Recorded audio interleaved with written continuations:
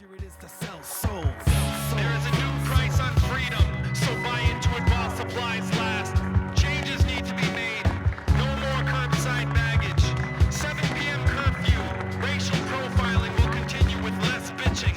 We've unified over who to kill, so until I find more relevant scripture to quote, remember, our God is bigger, stronger, smarter, and much wealthier. So wave those flags with pride, especially the white part. We're selling addictive 24-hour candlelight vigils in TVs. Freedom will be defended at the cost of civil liberties. The viewers are glued to television screens, stuck cause lots of things seem too sick. I use opportunities to pluck heartstrings for theme music. I show you which culture to pump. Welcome to the Grift. I'm the Rev and Gonzo. I am Gonzo. We have yeah. It has been a week. Yeah. I'm excited. We say that with joy this week. This is the first time since we've done this where not only did we have more than one good news story to share, right? It's almost nothing but good news. Yeah, and to the point where it's like it's almost nothing but good news, and it all happened over the course of 48 hours. Right. Now, there are some dumb things to talk about and some dumb, shitty things to talk about. There always are. But we're going to make fun of some of that stuff. Here's the thing. They're basically the same dumb, shitty things that we talk about every week. There's not a whole lot of variety here in the dumb shittiness of it all. So, I'm going to go through like the rank and file boring news. All right. Get that out of the way. Get that shit out of the way. And then we're going to talk about the good news. And it'll be fun. All right. Then we're going to have a lot of fun in the second half doing something we've never done before, which I hope it goes well because this is new. This is something we've not done before. So here's good news, travelers. And by good news, I'm being actually sarcastic. The FAA orders 10% cut in flights at several airports as shutdown drags on. Yeah. Yeah. Just don't fly right now. Yeah, I saw some major airports have like a 30 to 40% reduction in air traffic staffing right now. Yeah. That's bad. And so like TPA, which is an airport, we have talked about how we love it. I think it's the most efficient airport in the country as far as I know of. It's probably the best. It is the most efficient airport in the country. The way it's set up, the fact that like every gate is separate and you go through security once, and it's Yep. It should be a model for all future airports. It has 2 separate TSA areas. It's got this nice tram, boom, gets you to where you need to go. The concourses are nice. Both concourses... Big open spaces where you don't have to worry about crowding. Both concourses have an outdoor smoking area that's inside of a caged-in space. So you can just go out a door and smoke and hang out if you're a smoker or vape. You just get on a tram that takes you to your concourse, to your gate. And the TSA is really efficient at both of them, right? It has never taken me more than 20 minutes to get through. Yeah. Like if I walk up to security at TPA and the line is all the way through the little holding area and I'm at the far end of the line, I will be through those scanners in 20, 25 minutes. Yes. Tops. Like I've been in and out of there for 5 minutes, right? Yeah. And... very often I have to walk up and I just walk through and hand them my ID and walk right through. Bing, bang, boom. But right now, the waits are like 45 minutes to 3 hours. Right. So the waits TPA. are now what they normally are everywhere else. Yes. Sadly. Because, my God, I've had some fucking nightmare experiences at other airports. Yeah, so especially older ones. If you're flying anywhere right now, plan way, way, way ahead. Your flight might be canceled. And, hell, your plane could crash because the FAA is short-staffed and everything else. So they also don't care. They don't care. Like, all right. If there's one thing we have learned in the last 38 days, it's that the executive branch gives exactly 0 fucks about you. Right? No matter who you might be. 0 fucks are given.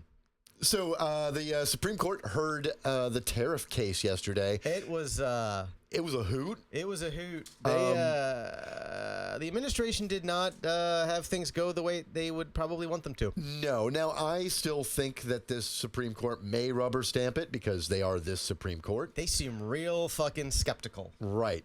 Like unusually skeptical. Like Roberts is not known for being the guy who not only asks like really, really tough questions that like lead to like suggest what he's thinking, right? But also actually make commentary that suggests what he's thinking. And in this case, he broke that tradition and he he essentially criticized the government's position in a few of his questions. And at one point, I think he said something was silly, or it was the phrase he used. I can't remember. It was a little off-putting. It was a little weird. But the phrase he used was definitely a critical phrase. Like, or that exchange between Gorsuch. Yes. About it's like what if he was talking about how would a president under their logic be able to impose a 50% tariff on gasoline powered automobiles if they felt that climate change was an emergency? Yes, I saw that exchange. And the response from the government's attorney was, well, we believe that to be a hoax. And Gorsuch just like, of course you do. Right. That was like, wow. Yeah. Wow. Like, here's the thing. Gorsuch may hate environmental regulations quite a bit, except for some things about, like, Western preservation he's actually weirdly good on, right? But he probably likes that. He likes that. But he doesn't disbelieve in climate change, as far as I can tell. Like, he's like, he's a skeptic about how much we may influence it, or doesn't think we should maybe. Or he might not think it's the government's role to do anything about it. But he definitely isn't a complete skeptic on the concept. And he let that show in that questioning. Yeah, this was just amazing. And they, I think it was Sotomayor who was like, well, why not just do what the statute actually says and ban the imports altogether? And they were like, like, they couldn't answer that. And it was like, because the statute does allow for that. Just like, okay, just if you're going to banning?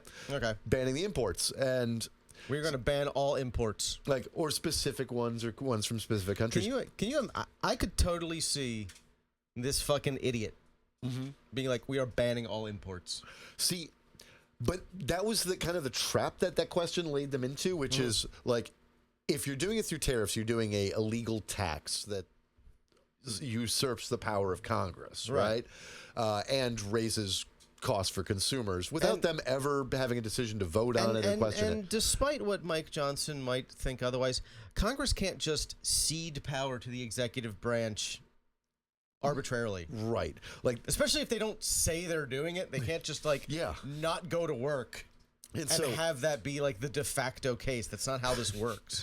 And so, you know, there's this limited emergency, you know, power to do so for national security, but overall, like, but it actually empowers the administration to do more as far as like temporarily banning imports, right? Yeah. And obviously, by laying that trap, you know that they don't want to do it, because if they actually did that, consumers would lose their fucking minds. I mean, imagine not being able to get 90% of things. Yeah. Like overnight. Right. Just gone. Like everything. And you know damn well that would lead directly to other countries just shutting off trade with us entirely instead of playing this tit for tat tariff game with us, right? We would have a real problem then, because a huge chunk of what we import, we just cannot make here. I have another piece of good news that just dropped in the last 3 hours. Ooh. Nancy Pelosi has announced her retirement. She is not running for re-election when her term's up. I'm happy with that. Like, here's the thing. I will give Nancy Pelosi credit where it is due, which is during her term as both the Speaker of the House and when she was an opposition leader for a while there. She was incredibly effective. She was a good speaker in Obama's first term. Yes. She was a great speaker in Obama's first term. She was probably the most effective speaker of the House in history. A lot of legislation that would have made all their lives better made it through her House to die in the Senate during his first term.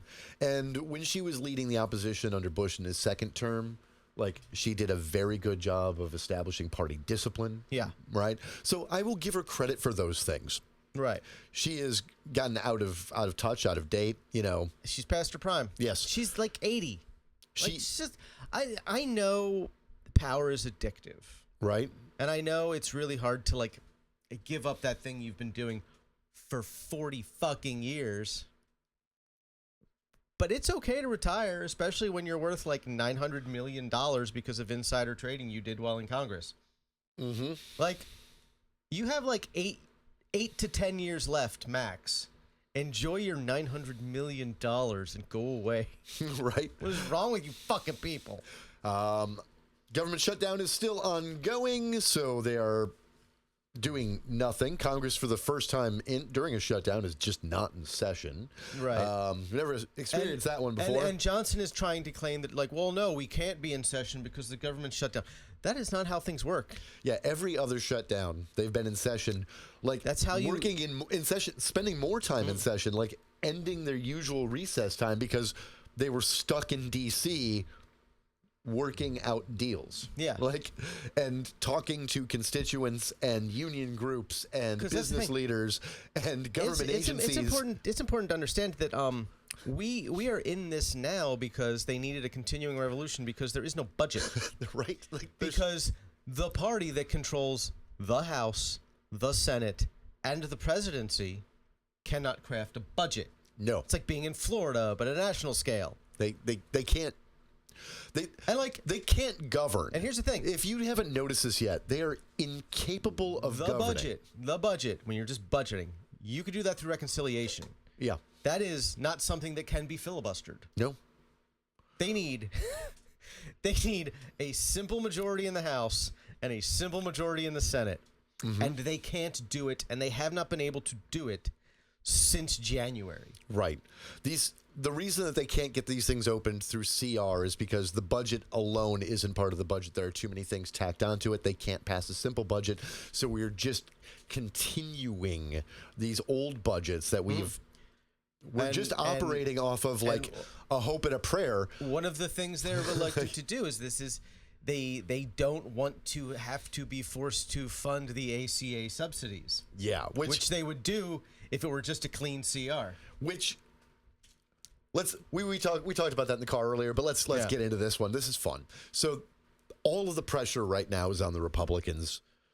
There is very little downside to this shutdown for Democrats. We saw that on Tuesday. Yeah, we saw that on Tuesday, which we're going to get into in a bit. There's very little downside. The Republicans are, for the most part, like 63% of the population currently blames Republicans. And no matter how much your MAGA aunt posts every fucking day that it's a Democrat shutdown, it's not being believed outside of the loyalists, right? Right, and they are delusional morons. Yeah. Or evil delusional both. morons. Yeah. But it's not being believed by rank and file normies, right? Yeah. Moderates, independents, centrists, swing voters, none of them believe it. They're all like, no, this is definitely, they know how this works. The party in power almost always gets the blame, and when they're not in power, it's usually because there's a split government, and then they can look at which side is blocking it, right? We have had a number of shutdowns over my life, and the Republicans have been blamed for them every single time. Yes. Because it's been their fault. Right.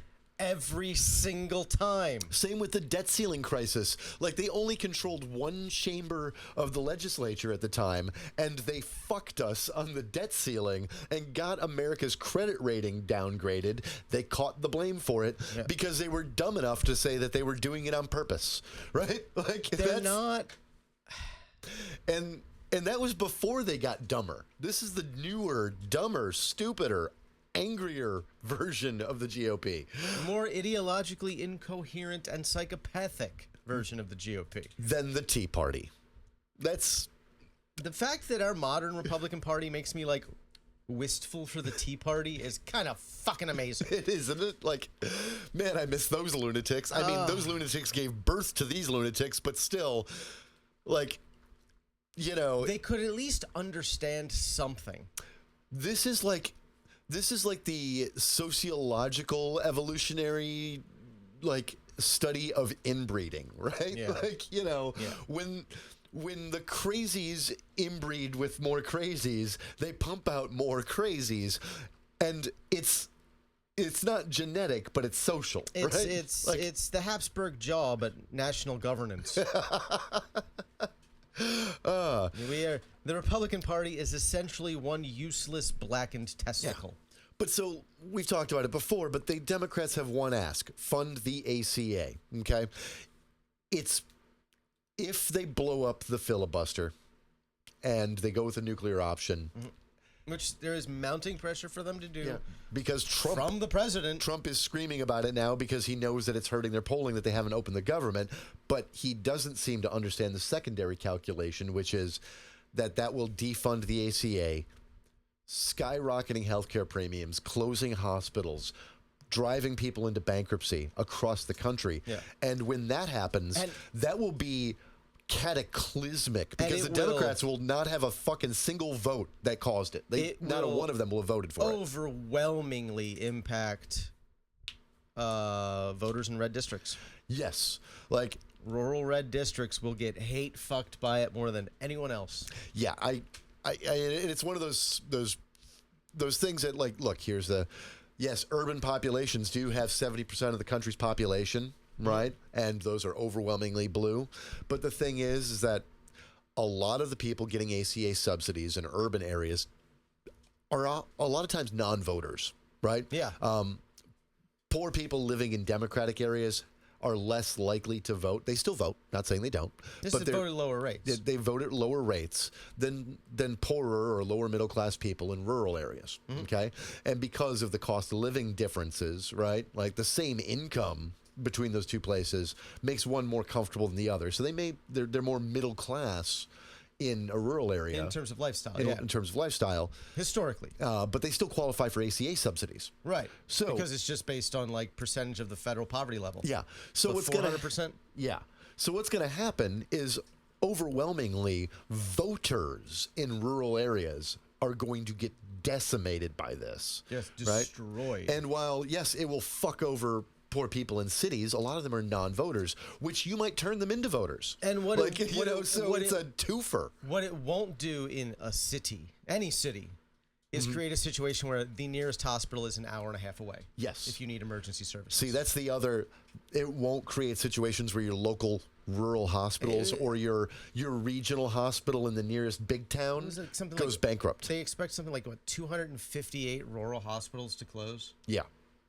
That's huge. And A lot of rural counties have maybe one hospital. right. And if they lose it, fuck. And a lot of these rural areas don't have ambulance servicing either. So it's like, you got to get yourself there. So imagine you're in an emergency situation and you have to drive yourself 90 minutes 3 counties away to get to the nearest hospital with an ER. Like, you are fucked. You are going to die. Yeah, you might be lucky if, again, for those who've lived out in rural or more rural areas, if you That's where I grew up. if you live in the big town, your hospital might survive, right? And I'm not talking about the big city, but like, you know, the big town, the place where the mall is and the larger hospital and, you know, the sushi joint nearby is, Assuming your right? county has any of that shit. Yeah. Mine didn't. But, you know, like, those things are dotted around rural America, particularly in the Midwest, right? Yeah. You know, you get those small cities, 25 to 50 to 100,000 people out in the middle of nowhere, and it's all surrounded by farmland, right? Yeah. Well, there may be a couple of rural hospitals out near you. If those close down, then you've got to go all the way to that fucking big town that's an hour away. Yeah, like That's going to suck.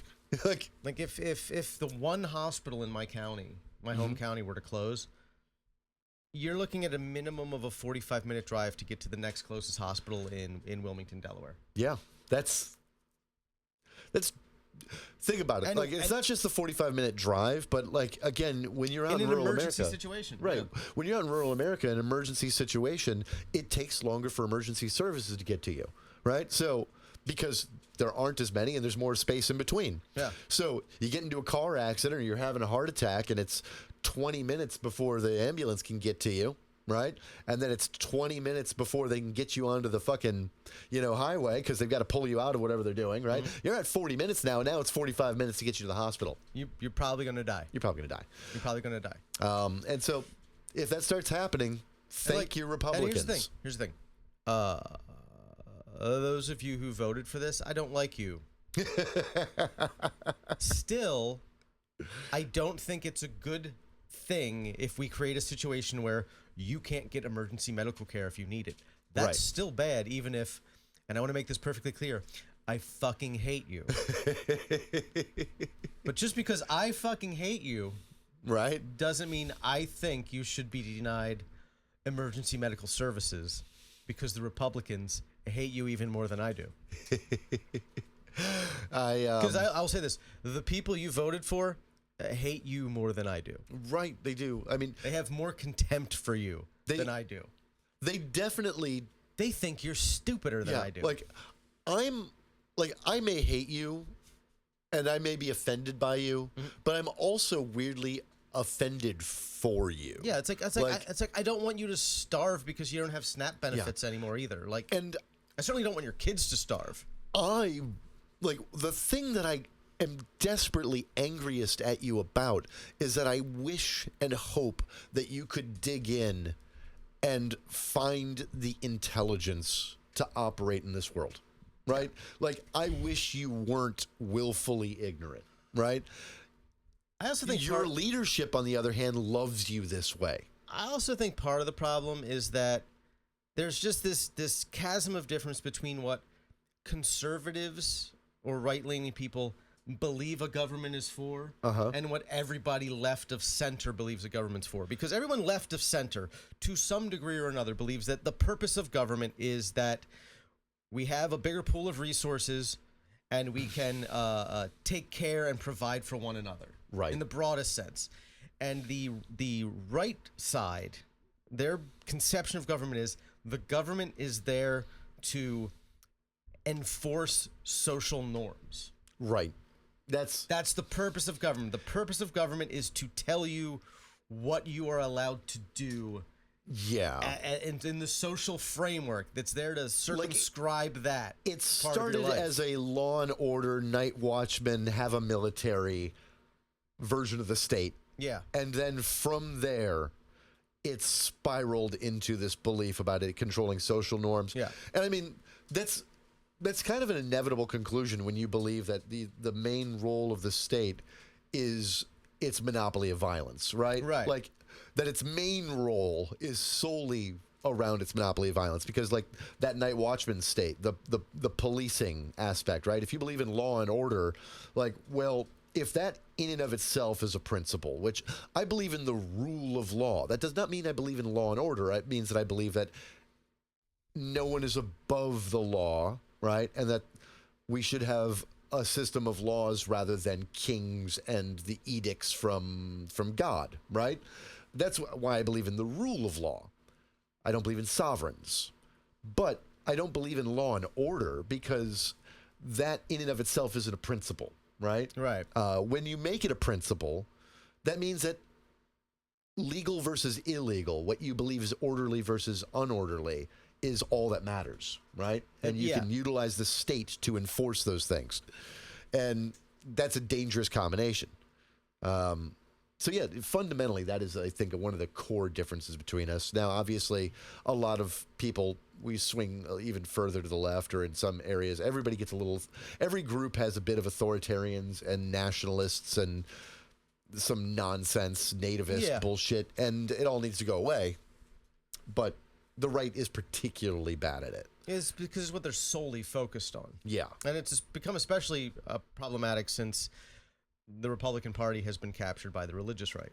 My God, that typhoon that hit Vietnam and is now hitting the Philippines killed 114 people. Damn. Yeah. The Pacific has been getting a lot of bad weather this season. Yep. Pacific and the Indian Oceans. They've been getting it way worse than we have, except for Jamaica. So the Chicago judge has issued an injunction limiting the use of force by ICE. They have to do like daily updates with the judges there. Did speaking of ICE, did you see that the FBI sent out a bulletin to all law enforcement agencies in the country saying, "Hey, there are people pretending to be ICE to kidnap and assault people." Yeah, I saw that. We warned about that. Yeah, we saw some instances that look like that might be the case. We said that was going to happen. And because that was obviously going to happen. Right. As soon as you create a situation where masked dudes who don't identify themselves are allowed to just pluck people off the street. Like, that's... Yeah. It's just funny that, like, the warning about it is coming from Kash Patel's FBI. Yeah, it's... I feel like his days are numbered. These guys have set themselves up so badly. Like, just because that was an inevitable outcome, and now they have to warn about it because it's become such a plague that it can't even be swept under the rug as like outliers. Yeah. Like, you know, I've heard of it happening at least 6 times, and there are at least 6 credible stories of like sexual assault from people pretending to be ice agents. Right?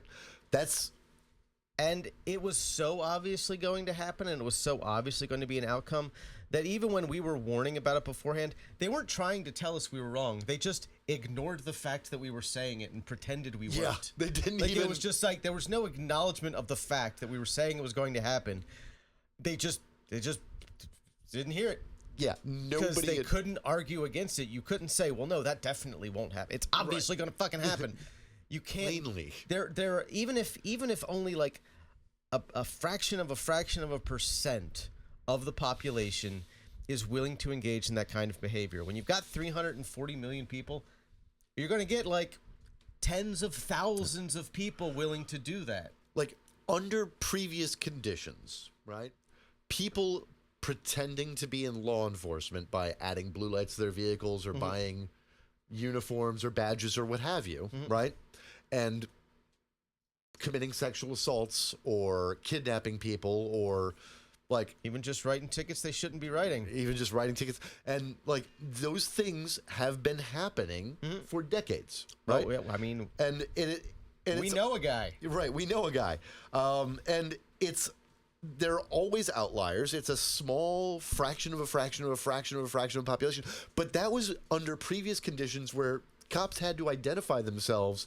And if you were being pulled over by somebody and it was a plain vehicle and it didn't look right, you are legally allowed to pull into a well-lit area, right? You know, etc. Like, that was the previous conditions. Now we're just letting groups of armed thugs snatch people off the streets wearing masks. And if you don't immediately acquiesce to their demands, they'll just run you off the fucking road and start firing. Yeah. Like,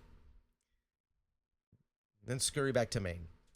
Yeah, speaking of which, that shooting with in Chicago where they're blaming the woman, and it looks like they started the whole incident. Never would have guessed. Never would have guessed. Never would have guessed such a thing. They have a huge problem with their chain of evidence because I believe it was also one of the officer that was driving or whatever. I'm not sure, but if I'm not mistaken, it was left with the vehicle, took it to Maine, had it partially repaired, then brought it back. Yeah, he ran away to Maine. And they didn't do a full debriefing. They didn't take enough evidentiary photos of the vehicle. They destroyed the evidence of how the impact happened. Right. All bad things. All bad things. They're so dumb. Newsom's going to have a rally in Texas. Okay. You know, I don't like Gavin Newsom. I don't either, but I However, love some things about him. I have enjoyed his style the last 10 months. Yes, same. I you know, this is where he excels. Because as we've said many times before, the only people he hates more than the homeless are Republicans. And man, he fucking hates the homeless. Yep. The construction industry is suffering right now. ICE is sending a big chilling effect throughout it, and they can't find workers. No big shocker there. Never would have guessed. All right, speaking of which, let's talk about yesterday. Since Tuesday morning. Yes, it's Tuesday morning. Last few days have been great. Let's just do it. Let's do chronological order. The first thing I saw when I woke up Tuesday morning was Dick Cheney fucking died. Yes, same. First thing, I woke up and I had a news alert on my phone saying Dick Cheney was dead. That was my wake up. Yeah. It was beautiful. We finally got the guy who did 9/11. And so that was the start to my day. Mm-hmm. I do feel bad for Anthony Bourdain because he has to leave heaven to go beat the shit out of Dick Cheney after he just got done with Kissinger. But well, now he can kick the shit out of Kissinger again. He can. Reagan and Thatcher while he's at it. While he's at it. We love you, Tony. But that was the start of my day. Mm-hmm. It's great. And then. Wow. What an election day. What an election day. Across the nation. Oh, and also the backlash for the heritage thing happened mid-afternoon. So, Tuesday afternoon, the backlash for the Heritage Foundation, which later in this episode, we've got a treat for you. We are going to take a few swings at one Asmongold and his giant bleeding gums, Nick Fuentes and Tucker Carlson, and we're going to go through that ridiculous one-on-one with Tucker Carlson. It's basically we're going through Asmongold's response to the interview. Yeah. And we're going to have some best of clips of some of the things that Fuentes has said. They're not all the worst of it. Just a few of them I could find in like an hour. Sampling. It took me like an hour to find some fun Choice things. Choice clips. So, that being said, they had that interview.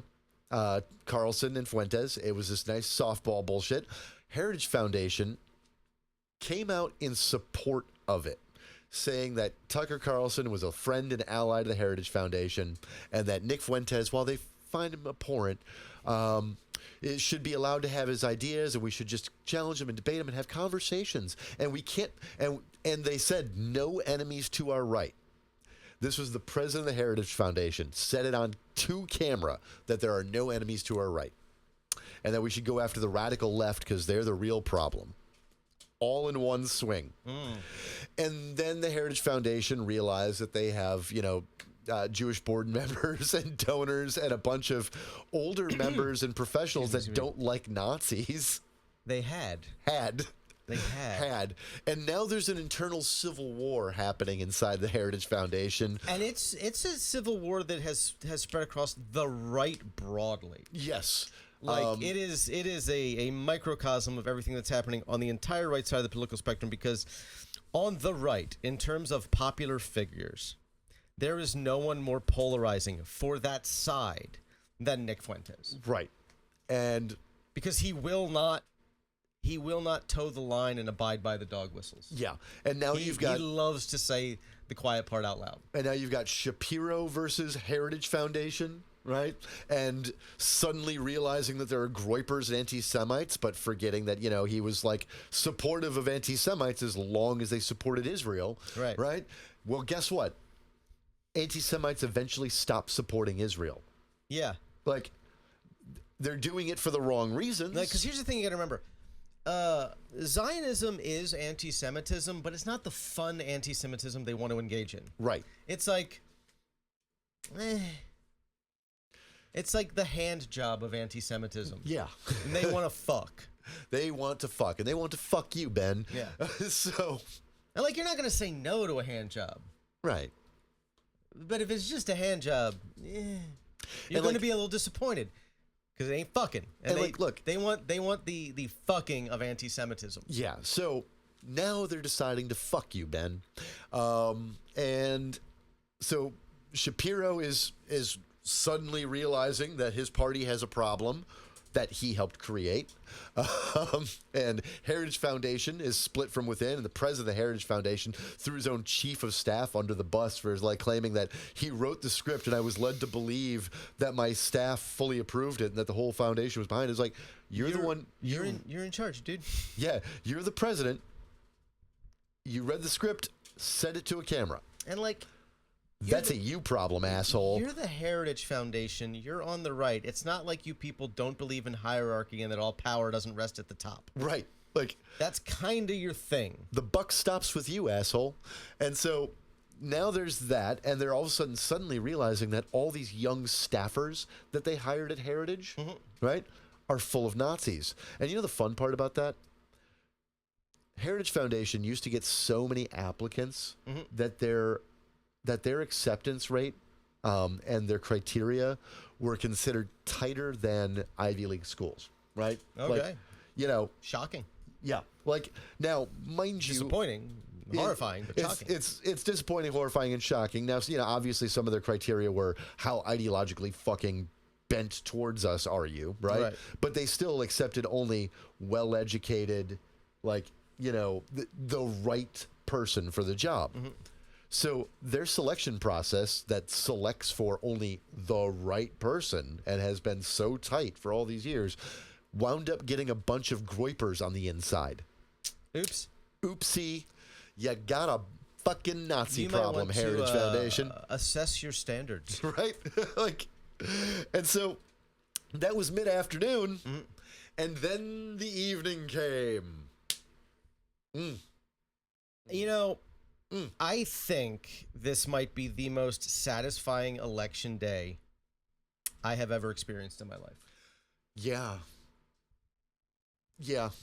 Like, The Democrats just swept the fucking board. right. You know Like, what I found today? There were 34 Moms for Liberty candidates across the country. Every single one of them lost. so, Every single goddamn one of them lost. yeah. So the night 08, the night Obama won, right? I felt a bunch of things that election for a few obvious reasons. One, Yeah. I had canvassed for and worked to help get Franken elected that year, right? Yeah. So I'd been working that campaign, right? And two, the historic nature of Obama winning, right, Yeah. said something to me about like what I believed about American promise. So I felt this wave of elation and emotion. I was very happy and very hopeful that night. Yes. But what I was not was like deeply satisfied, as in like a feeling of like vindication and understanding that, like, you know, unlike the Obama election, which was like, hey, we're fulfilling a promise. This was a, hey, no, this is what I've been fucking saying. Yeah. Right? I told you so. Here we are. It felt Yesterday. like a shift in the nature of the Democratic Party That too. that they've needed to make for a long time. Right. Like, look. The old guard, you know, they had their time and place. Yeah. They had their time and place. There was a time where it's like a guy like Chuck Schumer was a good legislator. I mean, In a sane political climate, Schumer and Jeffries and Pelosi and Dick Durbin and all those types, right. they work. It works. It can work. And you know, the other crazy thing about it that I think about is that, again, Schumer and Pelosi, right, when they got into this game, when we first saw them on the scene, They were the progressives. they were the young progressives. We were fucking kids. Yeah. We were actual children, right? Yeah, Pelosi's been in her seat since like 86. Right. Like, we were actual children. And again, yeah, they're, when you look at their age and when they got into politics, you go, wait a minute.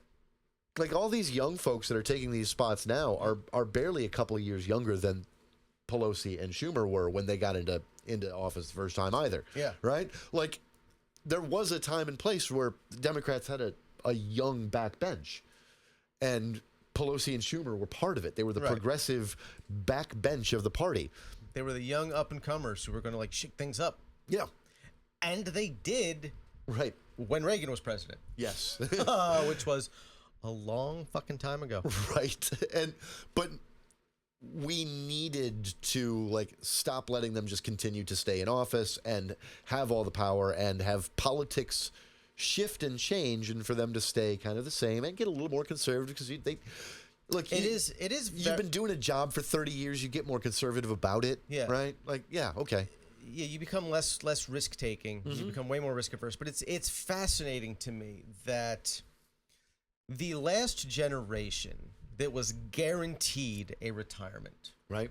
were the boomers. Yeah. Like, guaranteed you were going to retire. Right. It's interesting to see that that's the generation that has fucking refused to retire. They absolutely refuse to go away. It is absolutely true.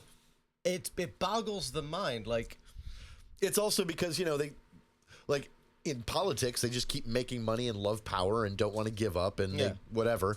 And in the workforce, weirdly, there's a lot of boomers staying in work because they have really comfy six-figure gigs that, like, why would they give that up? Yeah. Like, they don't have to actually do anything. Yeah, there's a and they big- get $150,000 a year to do it.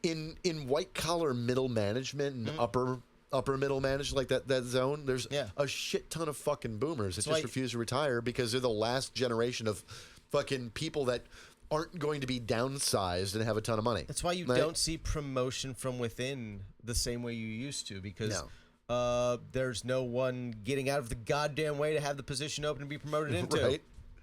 Oh man, and that's one of the things that like this shutdown and all the talk about like SNAP and the ghoulish behaviors about welfare, etc.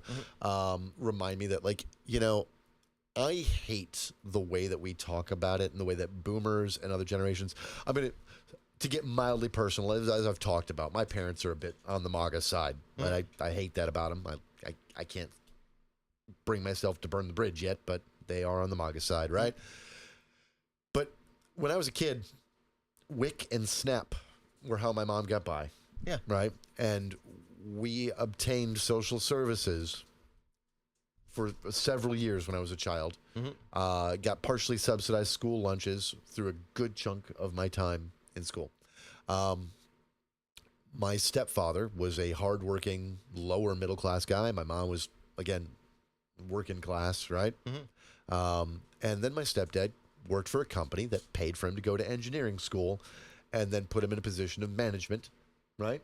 And then from there, his career took off and he became comfortably upper middle class, Yeah. right?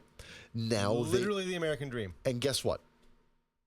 They are the pull the fucking ladder up after you kind of person who thinks that everybody else is wasting and abusing the system and that they deserved it. Other people are abusing it. And right? what's and it angers me. What's really blows my mind is like, and this is particularly true on TikTok, where you see these Christian creators talk about how they're glad SNAP is going away. These people need to take care of themselves and get their jobs.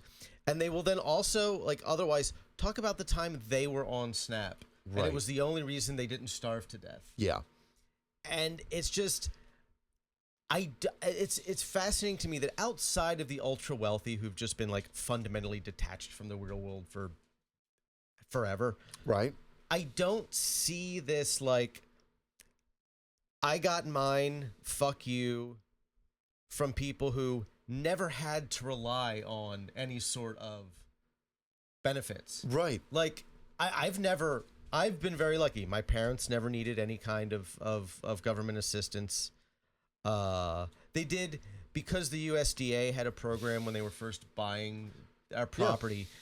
They got into an agreement with the USDA that they would subsidize the purchase of the land and the building of our house if we ran it as a farm for 5 years. So my parents did that. Which again, that is a form. That's a form of welfare. It's a I'm not form saying of in a welfare, bad way. Like that's. But, like, we all get by through these things. But here's the thing.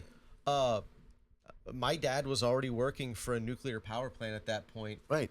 He didn't need that help. No. He took it because it was available. And it helped. And it helped, but he didn't need it. It meant that my mom could just not have a day job. Yeah. If she didn't want one. But I mean, I outside of the one time I was on unemployment, I've never had any sort of government assistance. I have probably been broke enough a couple of times that I could have gotten SNAP benefits, especially like when I got laid off. But the amazing thing is, like, if you are actually like single with no kids, the paperwork is like ridiculous, and the criteria are. They make it a bureaucratic nightmare, so people don't apply. And that was a good chunk of it. Like, it was just, fuck it, we'll muddle through. This is too much of a pain in the ass for $27 a person a week. And it is aggravating, and it's for a pittance. It's such an irritating thing about the system, about people's mindsets. And like, here's the thing: is I don't have zero empathy or understanding of the core proposition. And by that, I mean, for those on the right who say those things, right? Like, I do believe that adversity can help you improve, right? Yeah. And that, like, you should never have everything handed to you. Right. I believe that, like, you should be grateful for the things that you obtain and get, and work towards things if you can, if you're able. Like, I share some of that belief, right? But I'm also a big welfare state leftist, right? Like The way I look at it is your absolute basic bare minimums for survival. You should not have to worry about that. Yeah, same. Like, But like your job, like you get a job, you start making money beyond what you need to survive. That should all just be like quality of life. yeah, And then you get to choose. It's like, how hard do I want to work for a given quality of life? right. Some people have different standards. Some people need more or need less. Like, I don't need a lot of luxuries Yeah, to like be very content. and so And that's benefited me a lot. But like some people need higher levels of comfort. It should be a matter of, it's like, well, if you need that higher level of comfort, you just work more. And then you can afford that higher level of comfort. Like, but like having a roof over your head, and having like enough calories in a day to subside, yep. and having access to healthcare so you don't get sick and die. Like, Those these are not no-brainers. Yeah, they're not controversial to me at all. All I'm Yeah. saying is, besides those things, the bare like the premise of life, liberty, and Yeah. happiness, and the pursuit of happiness, right? That's an order of importance. Yeah. That's an order of Maslow's operations, hierarchy right? of needs. Yeah, like first you need life, Yeah. then you need liberty, then you need the pursuit of happiness, right? And that's like, I believe that we should sustain life, that we Yeah. should do that, okay? But I also believe that, yeah, like those other two things, right? The those require some adversity to obtain, right? And I believe in that. So I fundamentally empathize with the conservative core proposition, and yet I hate that this is how they apply it. Right. Right? Because And there is satisfaction in wanting something that's not necessary right. and working hard and getting it. Like, there's a satisfaction to that. It feels good to be like, man, I worked hard for this. I earned it. Fuck. But that's not food. Yeah. even especially even like non-monetary things. Yeah. Like clout can be great. Winning at a dumb award, being recognized for something, right? Getting a fucking great review from a customer. All of those like improve one's sense of self-worth, and it gives somebody something to drive for, right? Like, I don't know. It boggles the mind that people think that we need to make people suffer in order to get those things, because like everybody else, all of us out in the working world, if you worked in corporate America, right, where sometimes you get just a pat in the back and a kudos and a good review, that makes you happy. Well, I mean, part of right? the problem is we've Like, sort of, and again, I will fucking, John Calvin. I will John I knew Calvin you were this going there. motherfucker. But we have created the idea that not suffering is a luxury. Yeah. And it's not. Not suffering should be the default. Luxury is everything beyond not suffering. And hunger is suffering. A lack of shelter is suffering. Right. Being afraid to go to the doctor when you're sick is suffering. Yeah. And it's unnecessary. And God, the econ behind it is just bad. Like It's bad, yeah. all these things, every piece of data we know of, right, suggests that this either generates far more tail end benefit or is a tiny drag on the economy. Those are the two things that happen when you take care of people's basic since needs. so many things are a benefit, you completely mitigate the drag. Right. And then some. Like, that's wiped away. Like, the drag doesn't become an issue anymore. Yeah. Because you're creating so much benefit on the upside. Exactly. And now if you are a GDP or line go up uber alles kind of neo-lib, yeah, that's bad. But like, You're also a piece of shit. Yeah, if you're slowing the curve a little bit, like, growth curve, like yay, goes to yay, right? But everybody's benefiting and nobody's falling and starving and dying. That small decrease in line go up, not bad. Because lines still go up. Right. Line go up slightly slower. But it go to more people and everybody, and then eventually line go up for all because everybody got more. It's And real like- simple.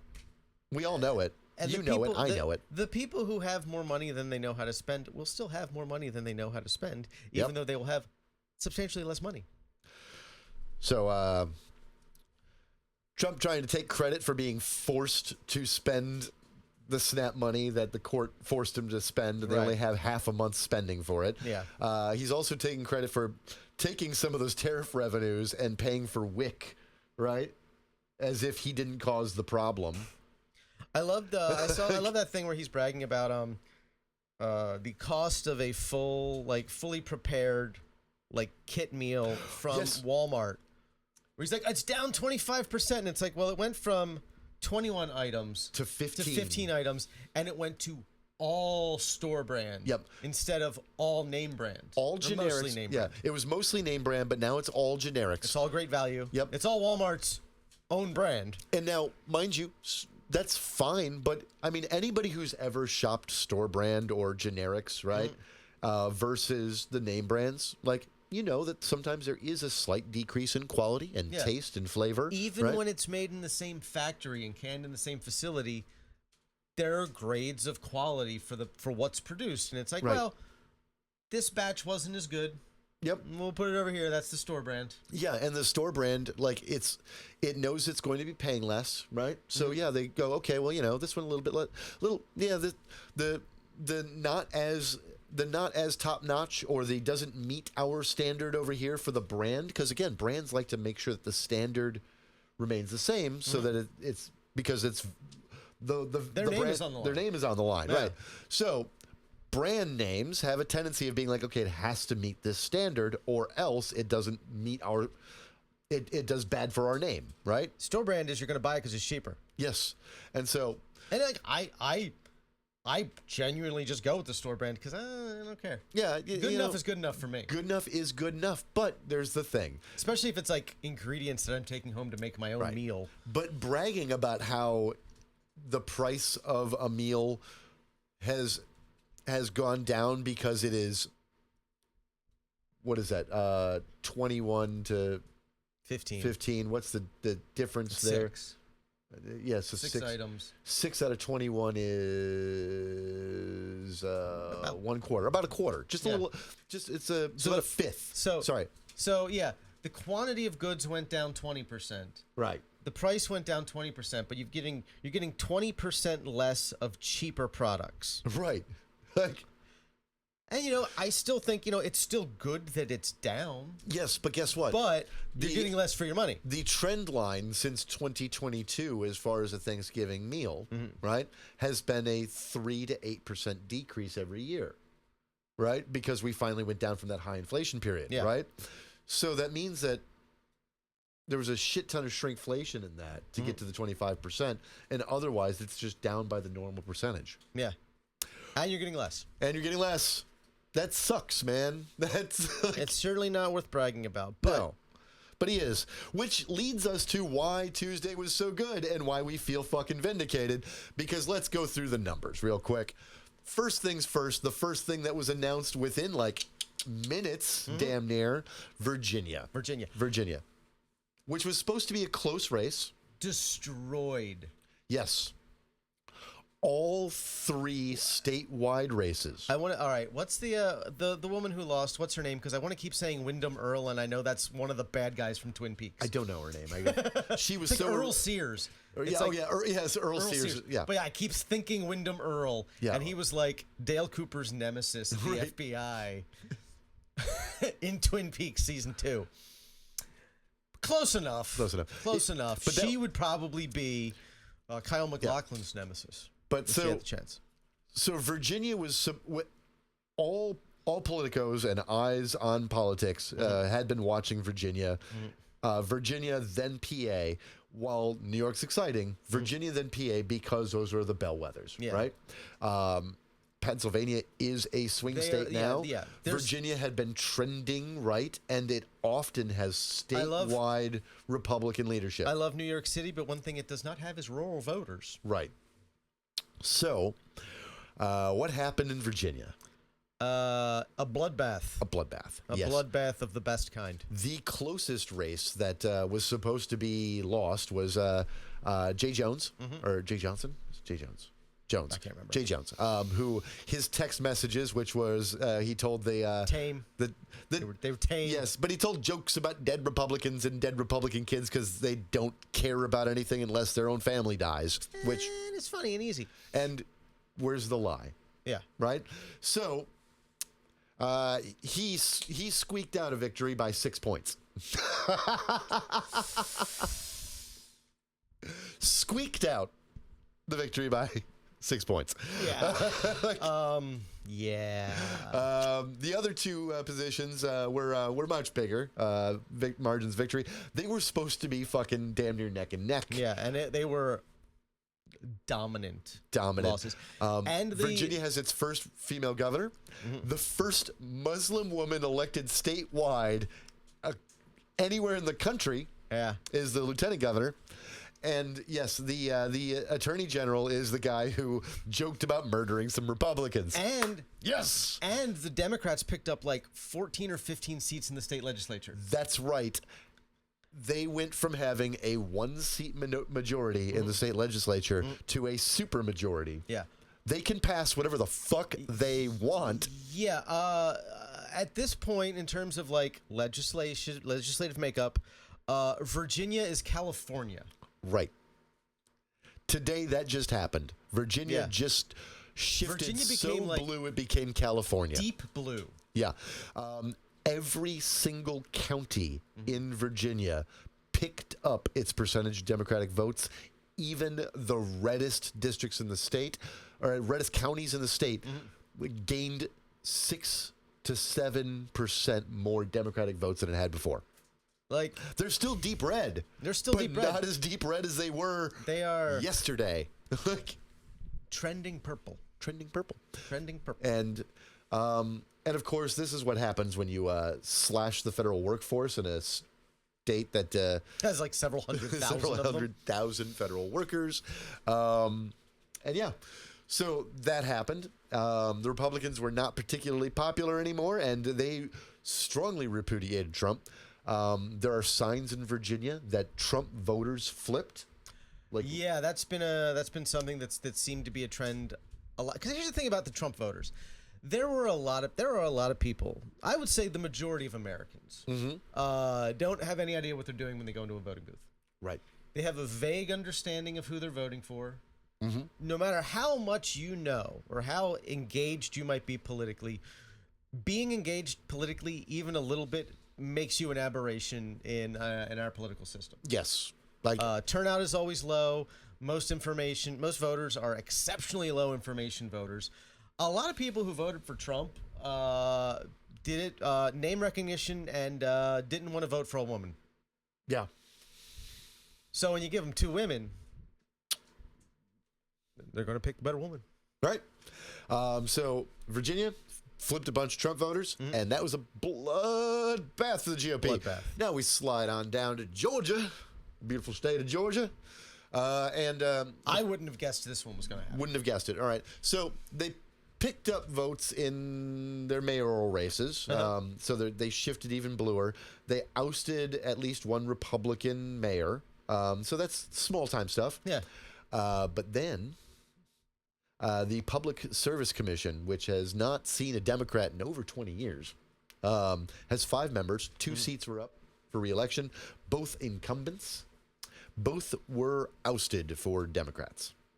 That's huge. In fairly large margins. Like, it was That's not huge. It was not super tight. These are not people like barely eking out a win. Yeah. And Like they are decisive victories. and they were statewide races. So while it's a low visibility office, it is still a statewide office. Yeah. So In a state that has done a lot over the last 10 years to suppress the Democratic vote yeah. as much as possible.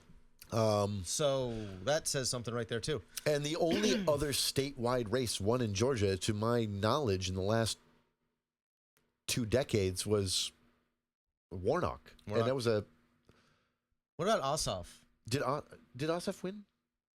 I'm pretty sure he ended up a senator. Did he? I'm pretty sure. Maybe he did. Okay, yeah, sorry. Georgia ended up with two Democratic senators That's for a right. while there, and it was just like nobody knew what to make with that. Yeah, you're right. I forgot about that. Ossoff was who Marjorie Taylor Greene wanted to run against. Yes. Okay. So this is a huge shift, and we never expected that, especially off-year election in Georgia stuff. Like nobody expected it. Georgia is trending purpler than it ever has been, and the Republican Party is trying their best to suppress the vote there, and it's backfiring. Yeah. People don't like it when you do that to them. No, they don't. So let's slide on over to Mississippi. MISSISSIPPI. Now, this is a small thing, but it's a huge thing because Mississippi lost its supermajority. Yes, the Mississippi State Legislature will now actually have to try to get some Democratic votes to pass legislation. Yes. They haven't had to do that in like 13 years. Right. They, they are still in a solid lead, but they have to try to get a Democratic vote or 3 in order to pass things. They lost it. I think that's amazing. That is amazing. Mississippi. Like one of the reddest states. It's like in the top 6 or 7 reddest states. Yeah. And now we're going to shoot back up to the Northeast. Pennsylvania. This was potentially disastrous if they hadn't pulled this out. Yeah. Because this could have completely fucked 2026 and 2028. The state Supreme Court, our statewide races, they not only retained seats, but gained one. Did they not? I know they retained 3. I'm not sure if they gained one. I thought they gained one. I know they retained all 3. They wanted to retain so they wouldn't lose their majority. But that win in Pennsylvania's favor. Some of the local races there were also really good for Democrats. That's beautiful. We slide over again. New Jersey retained the governor's office. Yeah, no more Shitterelli. Yep. He was expected to win. He was the favorite for a while there. Sucks to suck. And Jack. And by a fairly good margin too. It was a really decisive. Did they? I think some other movement happened on the lower level in locals. Right? The governor's race is the only one I actually saw results for or paid attention to. Yeah, I mean, I've been trying to look more locally, and there's a couple of sources that I look to, and so I'm just kind of been trying to get because that stuff tells you some things, right? Yeah. And so mayor races are shifting around, counties are shifting in different states, so even conservative areas of historically in the Mid-Atlantic and the Northeast, when it comes to your local races, your Republicans tend not to be lunatics, even if they win. Yeah, they're every moderate Republican is from the Northeast, right? But when moderate Republicans start to lose, right, to Democrats, that's a bad sign. It's a bad sign for the party. Yeah, because a crazy would have gotten destroyed even more. Right. And it's a sign of they're in a rural part of New Jersey or a rural part of New York, right? Yeah. And so there's a lot of MAGA energy there too, right? And if they're losing there, you're in trouble someplace else. You're in trouble in other swing states, right? Yeah. And now we go to New York. New York. Knowing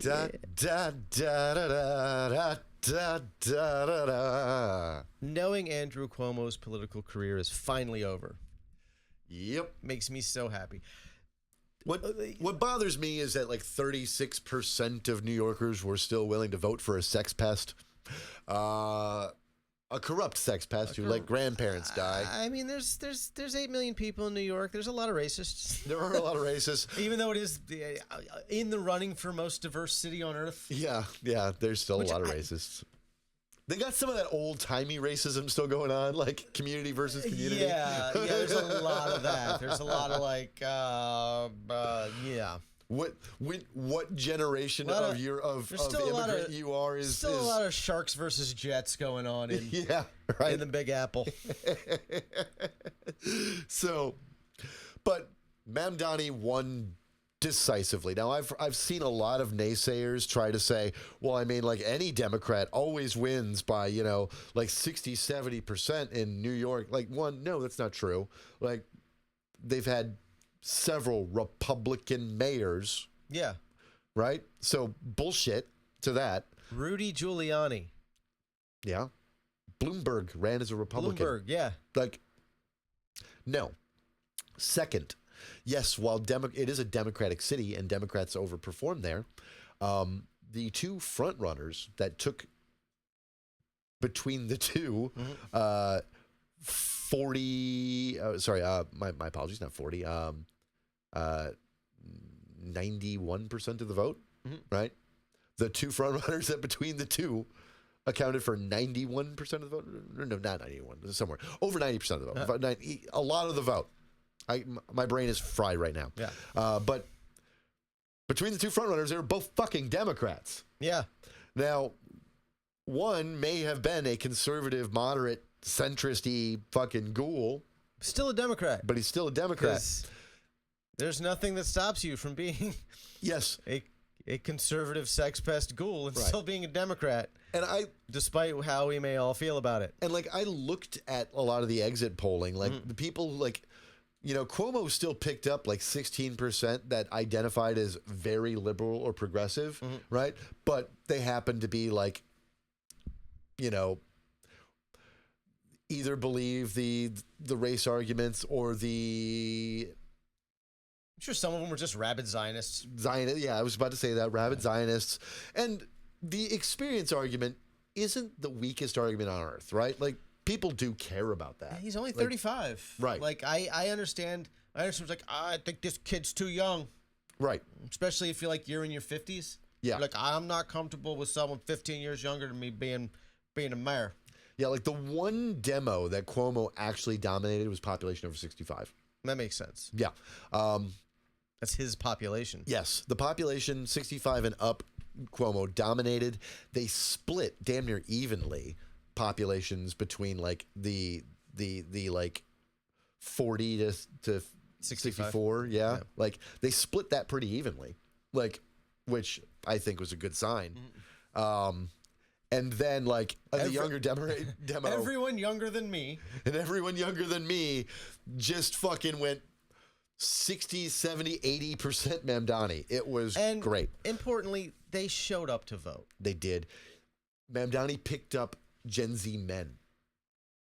Yeah. A lot. A big shift in the previous election because even in New York, Gen Z males went towards Trump heavily, and Mamdani picked them up by a lot. I have not seen that city this energized in my lifetime. No, I haven't either. When it was like 4:30, 5 o'clock in the morning, and you open up fucking TikTok or whatever, and it's live feeds from New York, and it's like somebody just opened their window, and you could just hear cheering. People are fucking partying all over New York. I'm jealous that we weren't up visiting Jay. Yeah, I'd love to have been there because it was like apparently it just was like everybody was just out partying until dawn. Yeah, it would have been great. It would have been it would have been a hoot. But sorry I missed it. Maybe someday we can have that kind of energy here. And now here's the thing. I don't think anybody should take too much away as far as like politics, policy or demographics away from the Mamdani race, right? Because leftists, we have a bad tendency of thinking that policy matters more than it does for really real, right? And other people, like shit libs, always think demographics. It can be, both of those things matter. Right. But what Mamdani did actually was just had a message, a positive message about affordability. Yeah. Right? About caring about people and about multiculturalism. And being a voice for everyone and not just...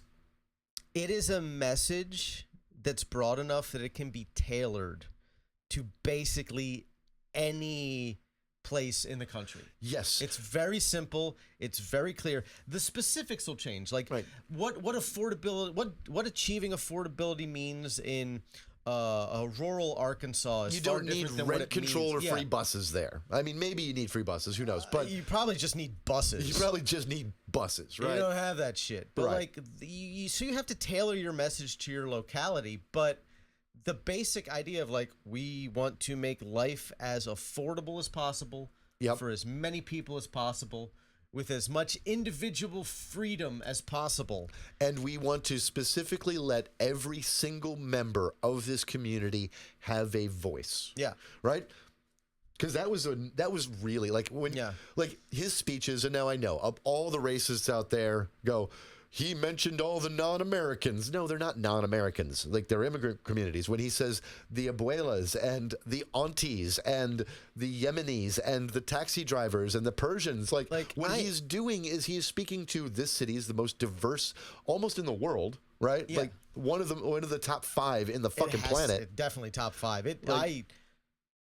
It's probably, honestly, the most diverse city on Earth. I think I looked this up a while back, and I was shocked that someplace else I think beat it, but it was a city that made sense.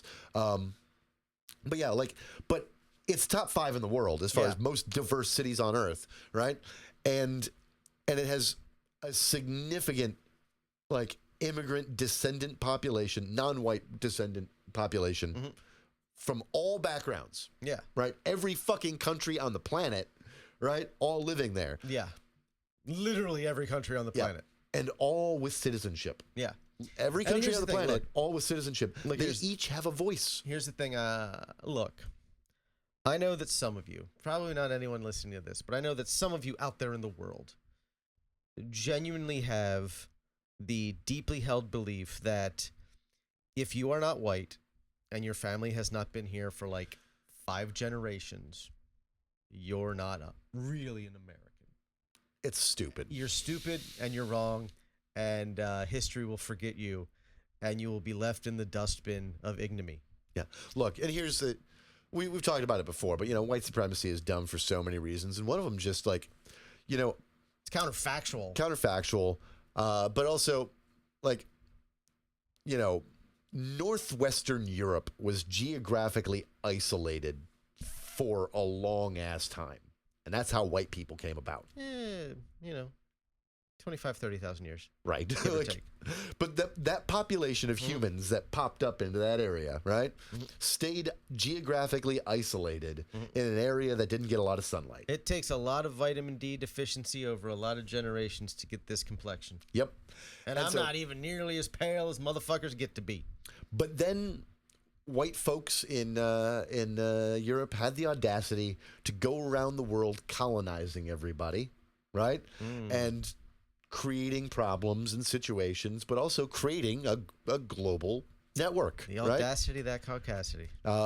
You created globalism. White people did. We did, right? We Caucasoids, right? We pasty mayo folk created globalism through colonialism, right?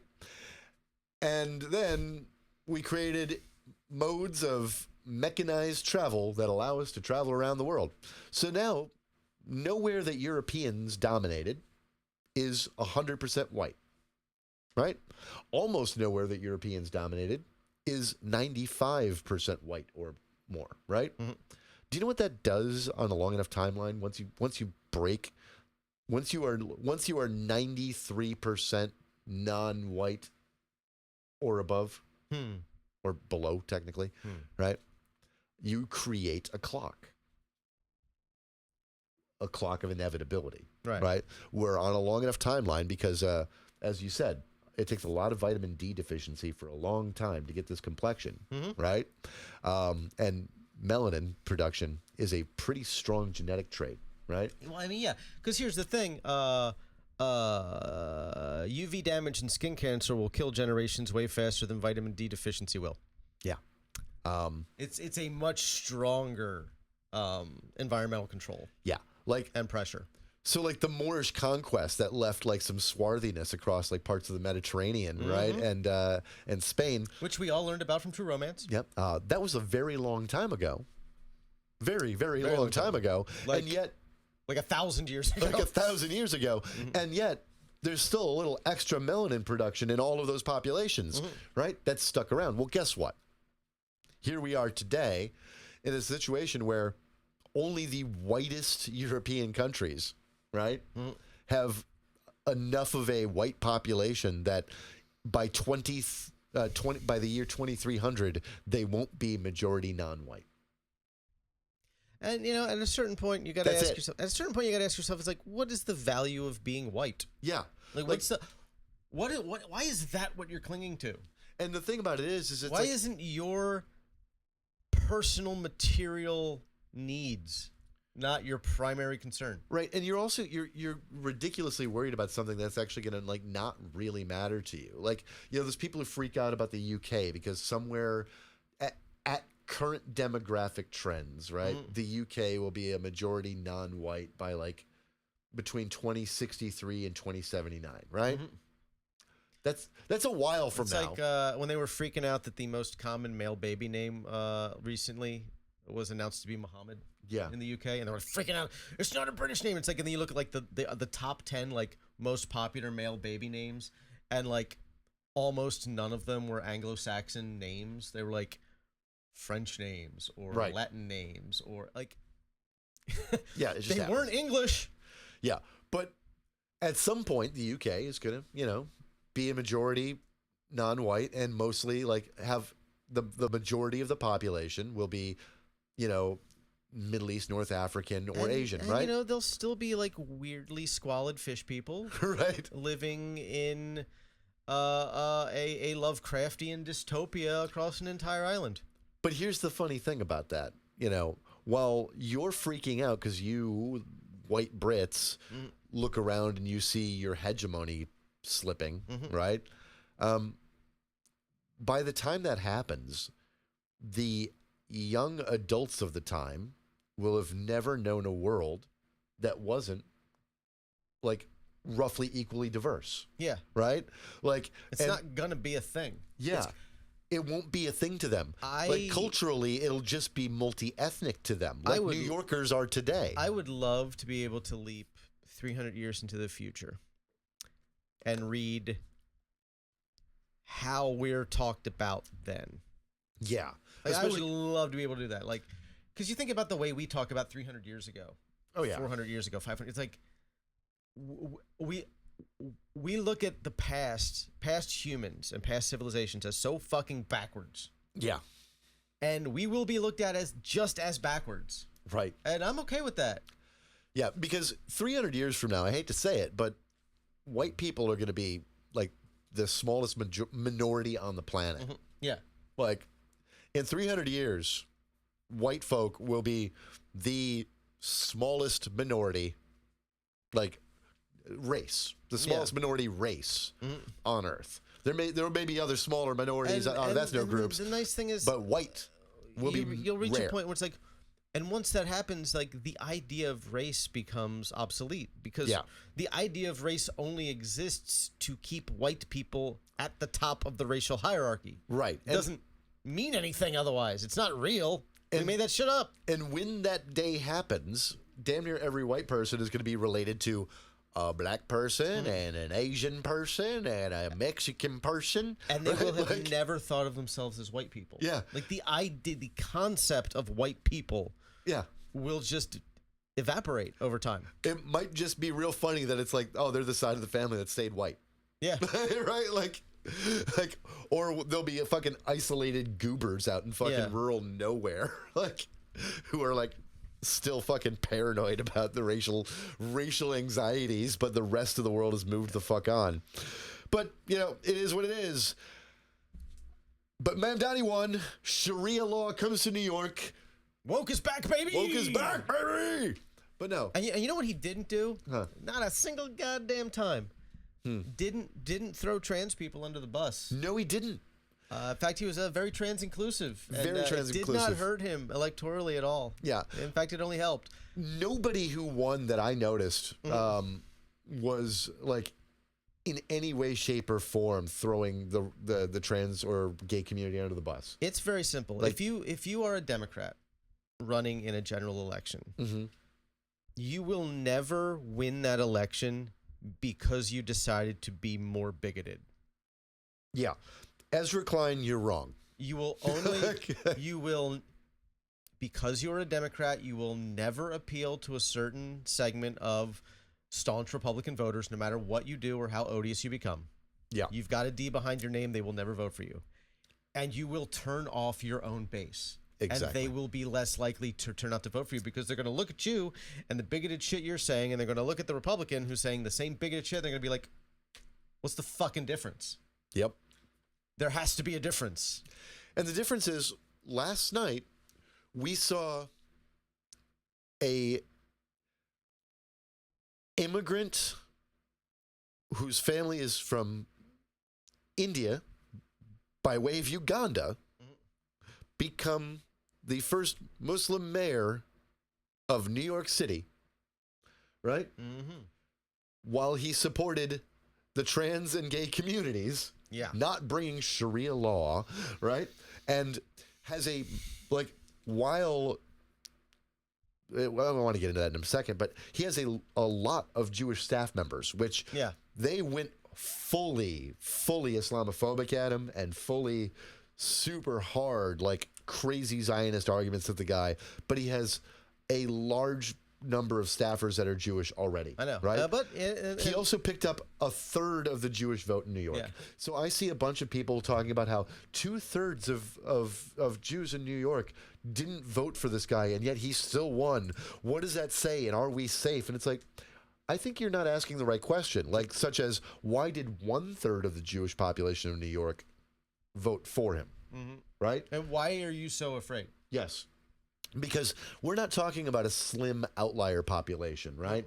Like, if it was like 5-10% of the Jewish vote, like, you could be like, oh, wow, that's a little weird, right? Yeah. Like, sure, maybe they are just like tokens, just like in every community. Yeah. Like, there's always that fucking 5, 10, 15%. There's Black MAGA. Black MAGA, exactly. There's gay MAGA. They exist. Right. I don't get it, but they exist. You know, the German Association of Nationalist Jews in 1933. Yeah. They were a thing, right?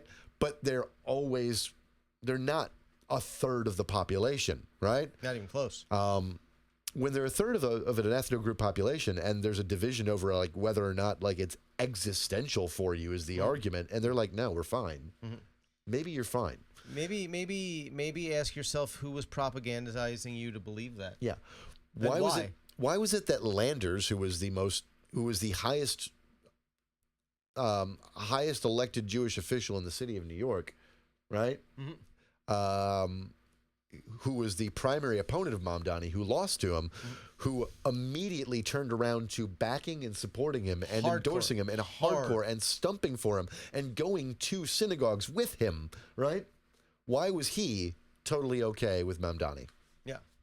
Because, like, of all the people to be in a position to know whether or not Mamdani was a risk to him, because they fucking saw each other backstage, right? They worked together in government, right? Yeah. Like, you know, They know him. They know him. They know him. And it's interesting that the Jewish folks that know him support him. Yeah, they love him. I think that says all you need to know. Yeah.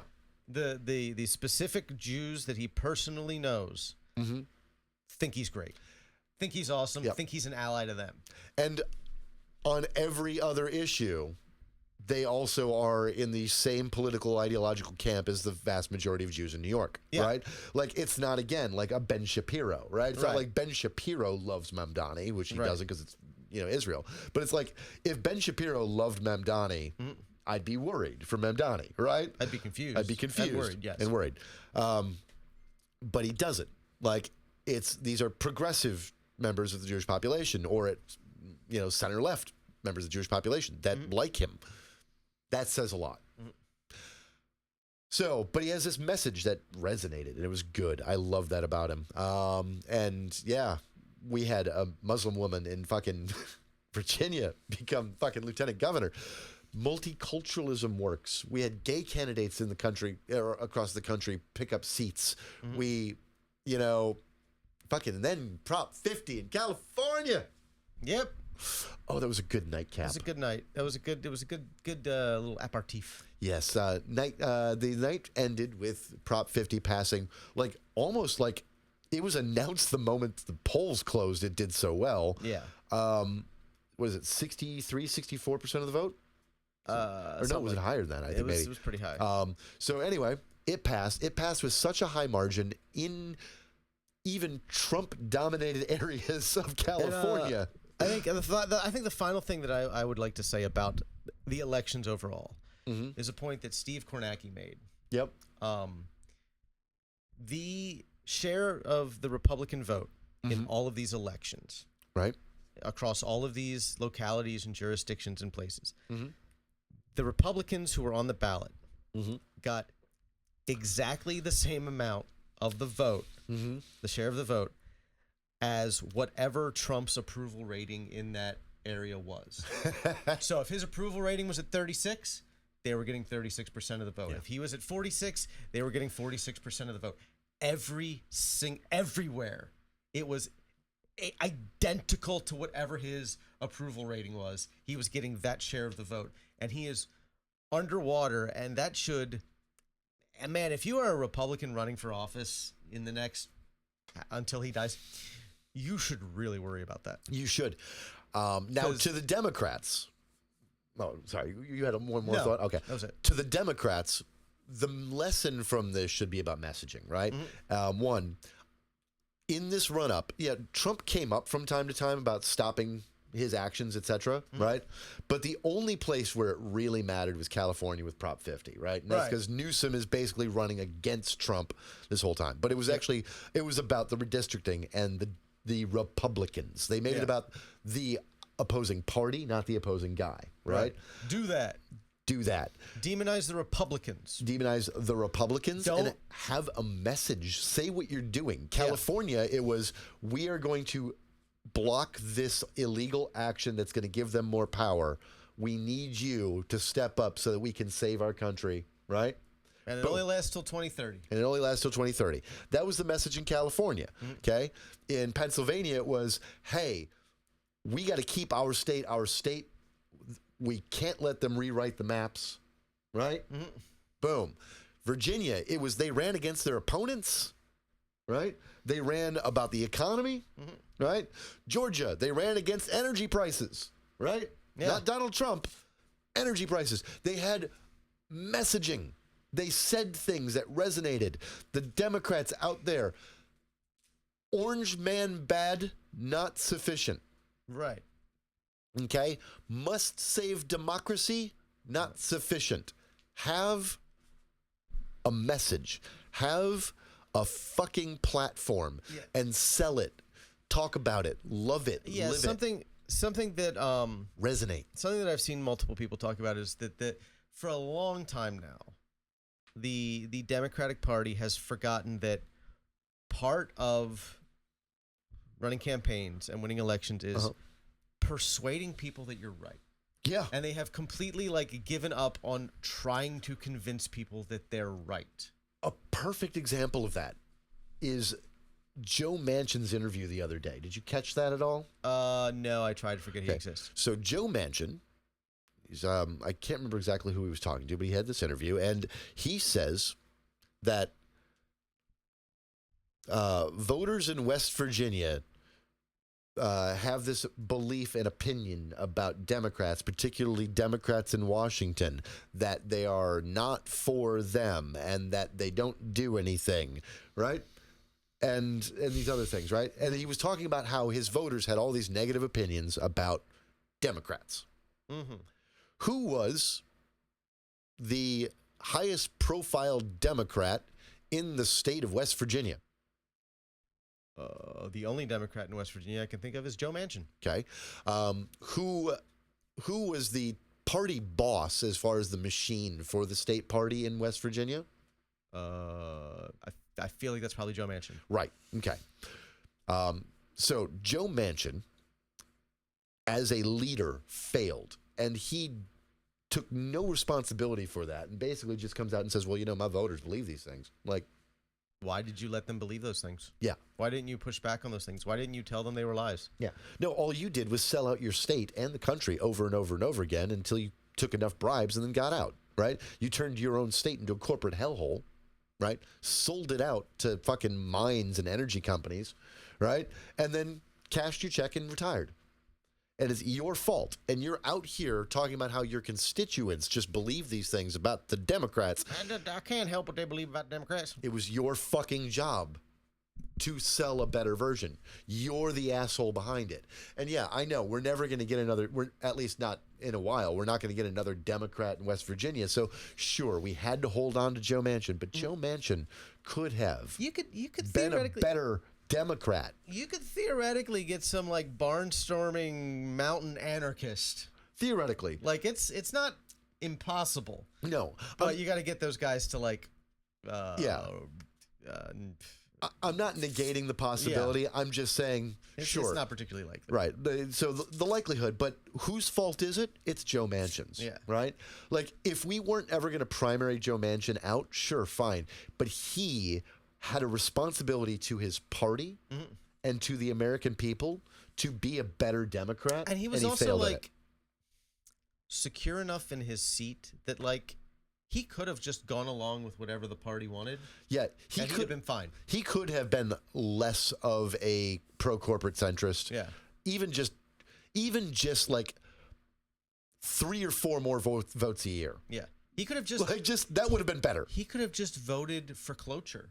Yeah. On a lot of things and then voted against the bill, and the bill would have become law. But he refused to break the filibusters. Yeah. Him and Sinema. Yep. They didn't have to vote for the law. They didn't have to vote for the bills. They could vote. They could have voted for cloture. They could have broken the filibusters, and then they could have voted against the laws, against the bills, and then they could have said, "I didn't vote for this." Yeah. They could have gone home to their constituents and said, "I voted against that because I thought it was bad," and they would still be rewarded for it if that's what their constituents wanted. And if people tried to blame him for voting for cloture, here's the thing: is like, I see nothing wrong in in either problem, like utilizing what tools you have to gum up the works when you absolutely have to. That's fine. I also see absolutely nothing wrong with having the honor to say this needs a vote. Yeah, up or down vote. Yeah, neither in and of itself is innately when it comes good or to the bad. filibuster, there have been a few times the Democrats have managed to use it to defeat some what would have been bad bills a couple times. Yeah. But in general, the filibuster has been a means by which the Republicans prevent all progress entirely. Yes. To the point where it's like, you know what? Say we didn't have a filibuster. Would the Republicans be able to pass some bad laws? Sure, but they're going to do that anyway. Yeah. But the Democrats will be able to pass a lot of really fucking good ones. Yes. Like if we didn't have a filibuster, you know what we'd have in the ACA? A goddamn public option. Public option, yeah. Now here's the thing. Because Joe Lieberman wouldn't have been able to be the deciding goddamn vote and demand it be stripped out to personally appease him. Yeah, I oppose the filibuster, but as long as it still exists, I understand utilizing it when you absolutely have to. That being said, Democrats only use it when they absolutely have to, and Republicans use it to obstruct everything. Literally everything. And sometimes Dixiecrats and Blue Dogs use it to obstruct literally everything. Yeah, if there hadn't been a filibuster in 2009, ACA would have sailed through in like Obama's first 8 weeks. Yeah. And then he didn't be able to focus on anything else for the rest of his first term because it took the entirety of his first goddamn term right. to get that through. I mean, it was a 9-month process to get that thing like written and passed. Like, and what we got was like hearing so after much hearing. less than we should have had. God, you remember all those educational hearings on that thing? I remember incessant talk about death panels. Yeah, oh God, it was insane. But that's the problem. And Joe Manchin, fuck you for that. You were a leader and you failed.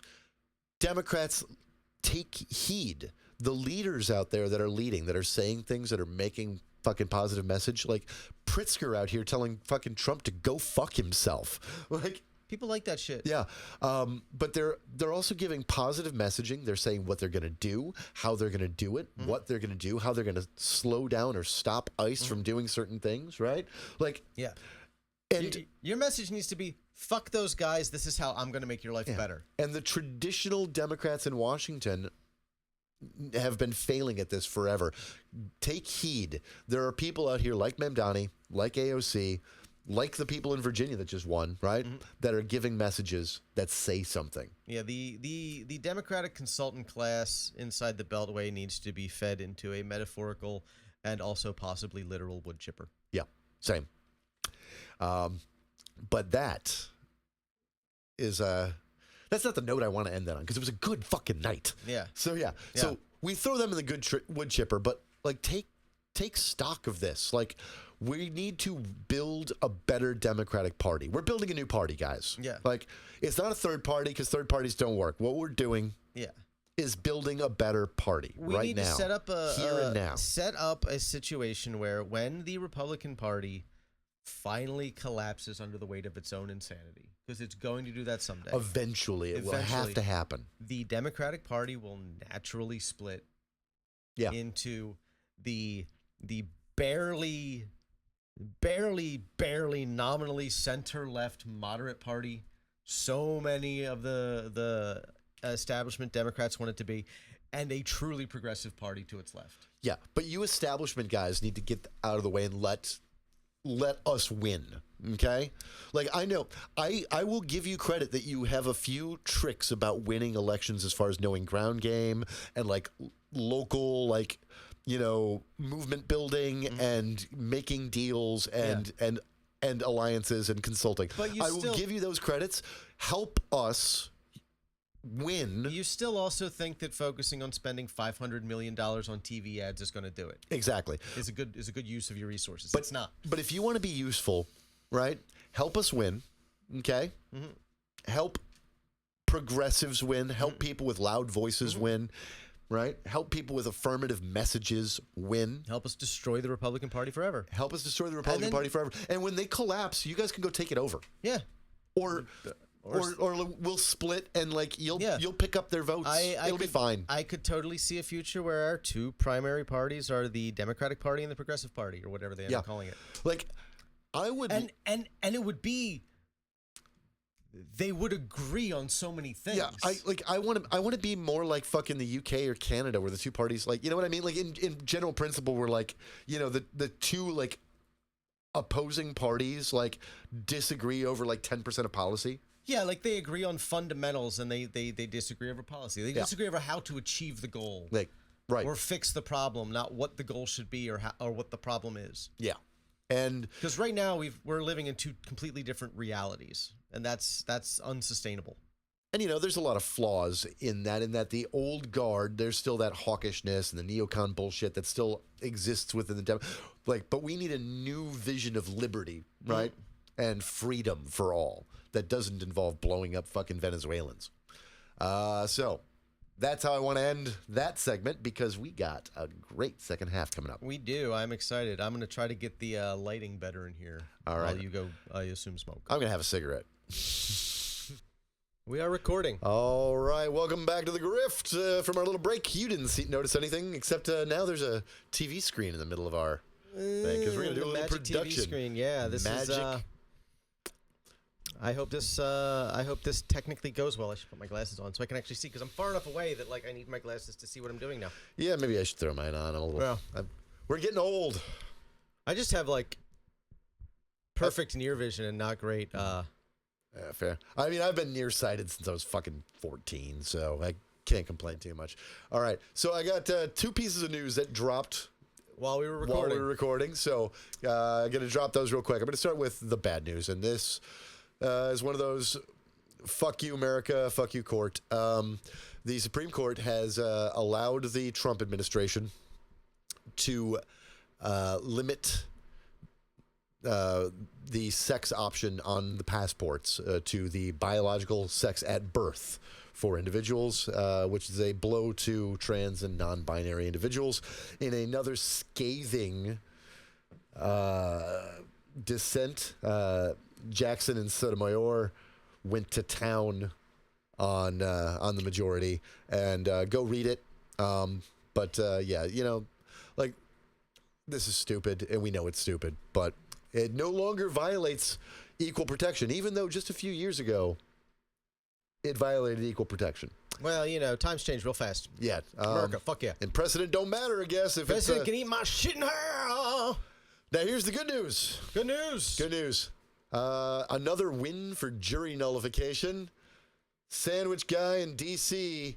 was acquitted by a jury of his misdemeanor assault on a federal agent for throwing a sandwich at an ICE agent or Border Patrol agent. How's that mustard smell now, bitch? Yeah, I paid some attention to that case, and I read a lot of the witness examination, and the defense attorney did a really good job of peppering in grounds for jury nullification as well as he could without saying so, right? And it was great because it worked. Jury in D.C. was like, no, go fuck yourself once again. This is like Jeanine Pirro keeps losing these cases in D.C. The population in D.C. does not support the federal government in this. Nope. At all. And I think that should be a message around the country. Say no. Just say no. The Trump administration. I personally think that way too many ICE agents get home safe at night. But what do I know? Who am I to argue? All right. So that's our news. We're doing something a little different. Yes. In the back half this week, we are responding to a response, basically. Yeah, we're responding to a response. Well, we're responding to Asmongold, who is inexplicably like the largest Twitch streamer. Yes. And a very special young man. Yeah, but he's really kind of secondary in all this. What we really, because what happened is I watched the entirety of that Nick Fuentes, Tucker Carlson conversation that we talked about earlier in the first half. And I realized that it needed to be responded to, that we had to talk about it this week. And then you saw a clip from that Asmongold bullshit and decided to break my brain even worse. So I've actually watched all of this multiple times. And I will be seeing most of this for the first time. Yeah. He's seen like 10 minutes of this entire debacle. God, not even that much. Not even. Fuck you. Not even that much. So I've consumed like 8 hours of Nick Fuentes content just to do this. So we've never tried what we're about to try before, so there might be some like technical hiccups here and there. OBS is a twitchy piece of software. Yeah. I will say that as soon as I click this button, the video will automatically start playing. So we will start with the very first clip that you gave me. And then Asmongold. Are we set up to pause and unpause? Yeah. Pretty easily. Once it's going, I can pause and unpause. Awesome. Excellent. I just want to make sure we're getting all our technical bugs out of the way first time we try this. Yeah. Now, for those who are not familiar with Asmongold, you're going to see somebody that oh God, he is the most popular Twitch streamer. Yeah. Now we are not. We're normal looking guys. I got a face, but this guy, he makes us look fucking gorgeous, right? And he lives in squalor. He doesn't bathe. He's a multimillionaire who doesn't bathe. He's a passport bro. I think part of one of the clips involves that. But he's a passport bro. So he only dates or talks to women outside of the country. Most of them non-European, a couple of them European, but mostly Asian women, right? I will say if I put a fresh battery in, if the battery happens to die and the screen goes blank, we'll just keep going because the TV will stay on. The TV will stay on. We will disappear. We'll disappear. Okay. The TV will stay on. So we get to be in the background hating on this. We'll just be like Statler and Waldorfing from the shadows. So you're gonna see one of the dumbest, most disgusting looking ghouls on the planet, but he is indicative of the average overly online normie bro who's a bit MAGA, right? He's only a little bit MAGA because he's like America first good. Right? Yeah, he doesn't think deeply about anything. Yeah, but in other ways has these weirdly moderate centristy takes. Where he's like, oh, that's too far, that's too much. A little bit of socialism ain't that bad. He's all over the map. Yeah. And so this is really indicative of what a lot of your rank and file know-nothings are like. Yeah, I would describe his politics as right-leaning and incoherent. Yeah. And we're going to get into it. So let's go. All right. Handle it if you're in charge. There we are. If you're the president, what do you do about that? I think maybe this is controversial, but they have to crush the other side. Maybe go back. All right. Okay, so before we go make a note right now. From the moment you said play earlier, right? Yeah. Let's just cut okay. up until now, because that was a long technical difficulty moment.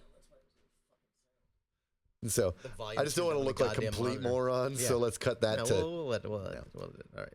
All right, let's go. You're in charge.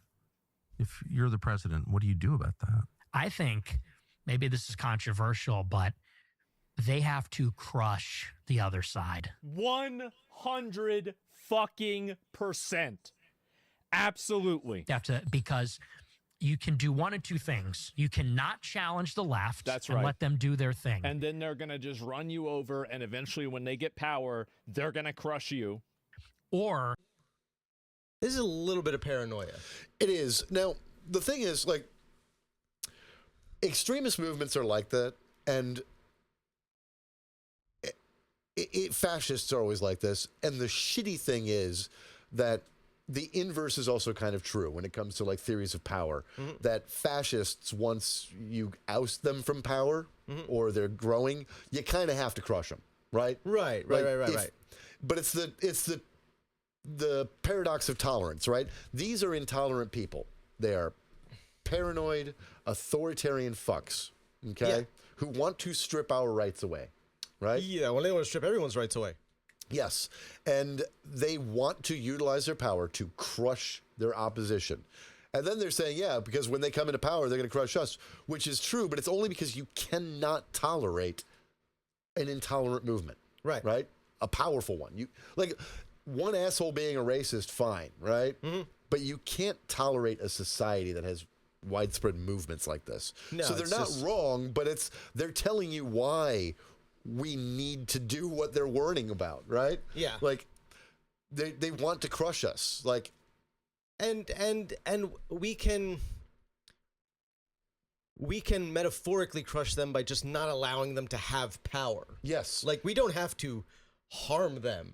No. We don't have to physically, bodily destroy them. We don't have to persecute them. We just have to let them not be in charge. Yes. See, like, that's the difference, because they would love to just send us all to fucking camps. Yeah, we have existed for, over 250 years now, right? Yeah. Like, as a nation, with one civil war in there and a few other little conflicts, but overall, the peaceful transition of power without crushing the enemy has been the norm, right? And yet, this is what happens when these guys get power, right? Right. When authoritarians like this get power, they want to crush us because they know that it's their only chance. Right? Because they'll be kept from power again. Right.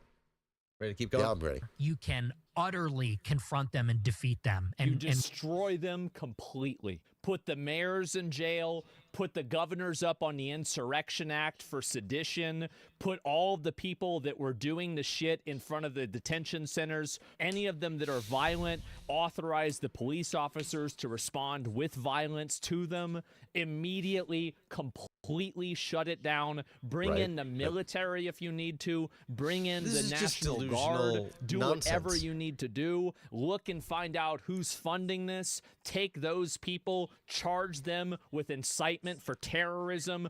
So basically the Republic is dead. But this is... No, the Republic is alive. An this election is was exactly held, what Stephen and the Miller's will of saying, the people is being upheld. Remove hope from the equation. If you resist, you will be arrested. That's like right. we're just this exactly. isn't Yes, make it to where there is not even a possibility that you're going to get away with it. Insurrection. Think back. This is not normal. No, this is totally deranged. But these guys are speaking about a belief system that exists within our current government and administration, right? And despite the fact that Fuentes is unbelievably divisive on the right, the goal is to make him not divisive anymore. The goal is to mainstream his thought into normal mainstream Republican politics. We're doing this project because we recognize what this is a way of mainstreaming him and making him look more moderate, while making Tucker Carlson appeal to a younger audience. I will say this: if they did not all have substantially larger platforms than us, I wouldn't do it. No, I wouldn't do it. But we got 146 subscribers. These guys have millions, and they have millions. They are fabulously wealthy because of this nonsense. There's hold up. From the equation. If you resist, you will be arrested. Like we're just, this is an insurrection. That's right. There's 10 million people here illegally. The actual we're getting insurrection, them out. not You're an insurrection. You're going to jail Pardon too. all of them. Yeah. Done. Like it has to be crushed. Yep. But if you do anything less than that, if you do authoritarianism, it's not authoritarianism. It's called the law. I'm not trying. It's not authoritarianism. It's called the law. The definition of authoritarianism, you dumb motherfucker. Did you hear that? Like, this is what bothers me so much about MAGA is that their brains cannot fucking compute what they're even saying. No, like, it's fucking total madness. But we roll the clock back 11 years, and all of this is batshit, right? Yeah. Like this 11 years ago, I'm begging you, like 70-year-old MAGA voter. Like, think back to when you were 60. You weren't like this. You were not like this. You were not like this. You weren't in the same team as this person. You didn't live on the same fucking planet as these people. Like, Mom, Dad, this wasn't you 10 years ago. Trying to invent a new law. I'm saying we apply the existing laws to the people that are breaking them. And if they also, by the way, them being able to push back and stop ICE is authoritarianism themselves. That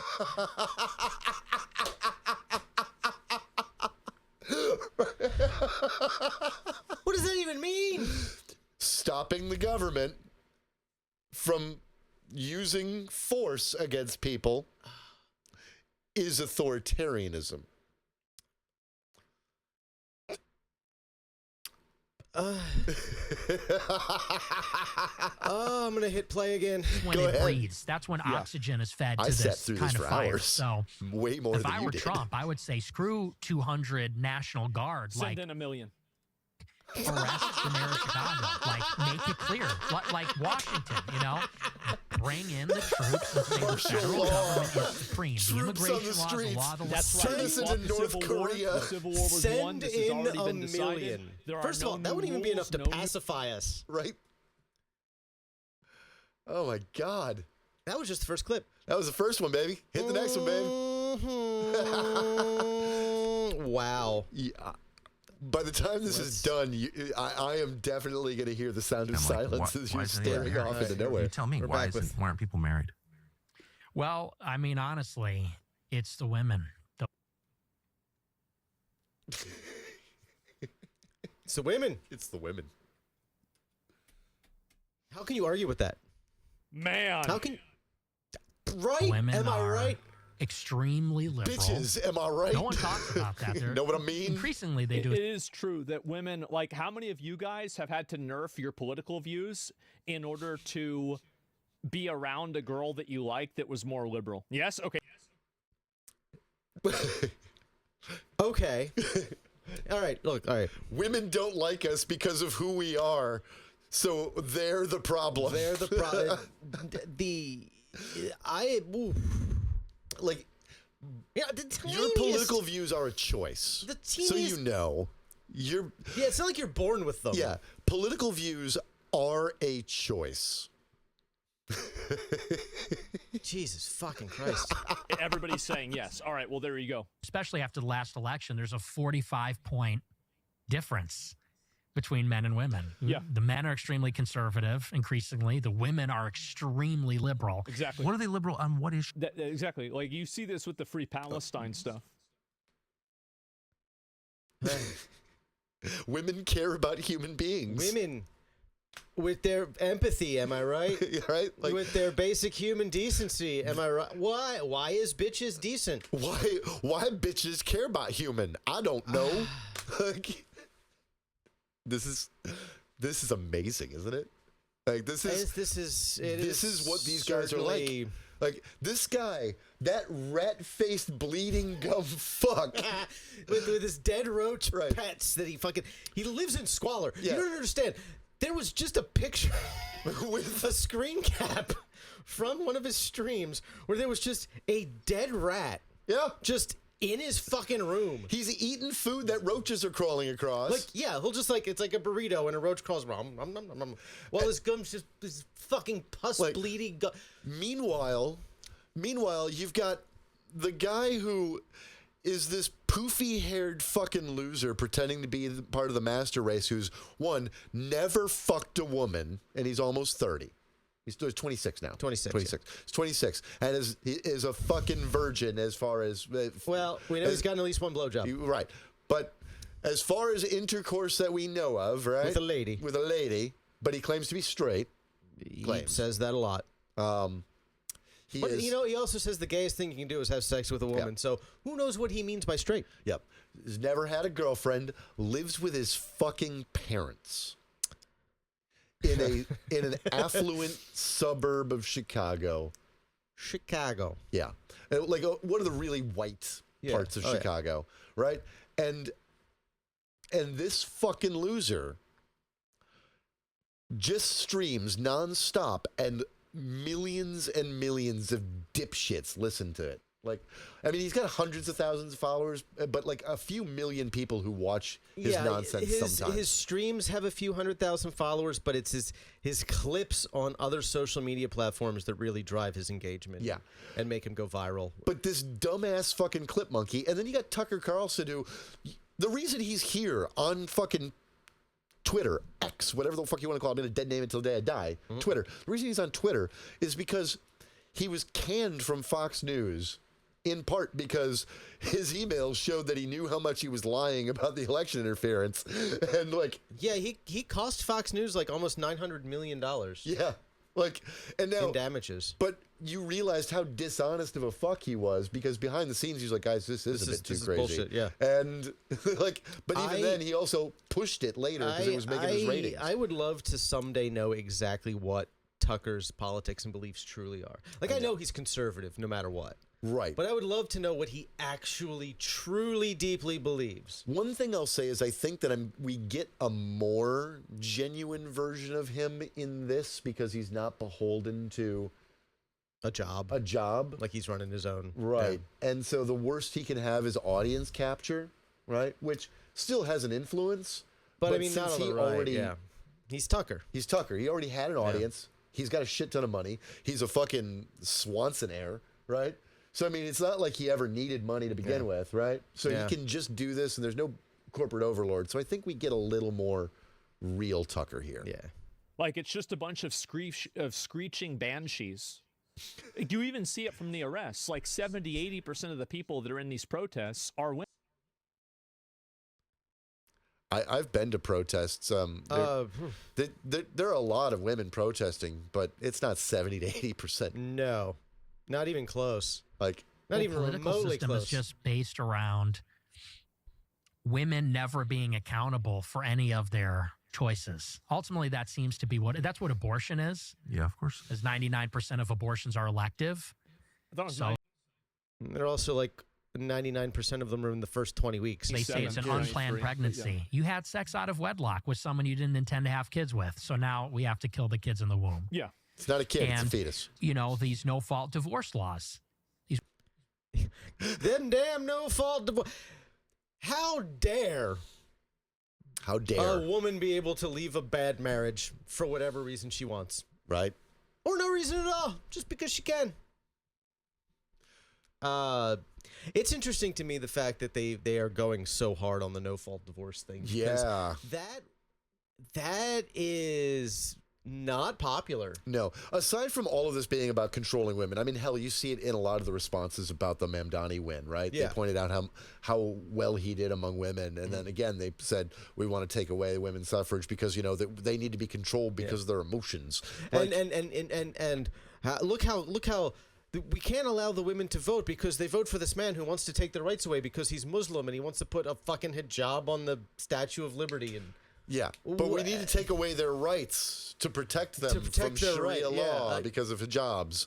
It's nonsense. Like, and the guy's secular. Like, and his mom like fucking wrote made fucking feminist Muslim movies, right? Like, you know, like, and his wife's a feminist fucking. Yeah, didn't his mom like direct Mississippi Marsala with Denzel? Yeah, yeah, and like a few other things. She did something else too, but I can't Vanity remember Fair. And that one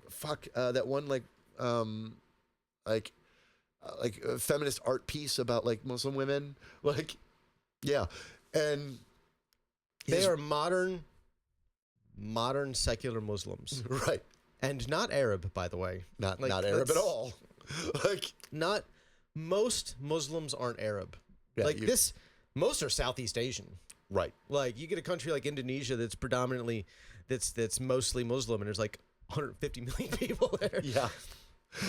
Like, Oh God. this keeps getting dumber. Let's go. They get married to guys maybe they never intend to stay with, and then when they're out, they're done, and they want child support and they want half the stuff.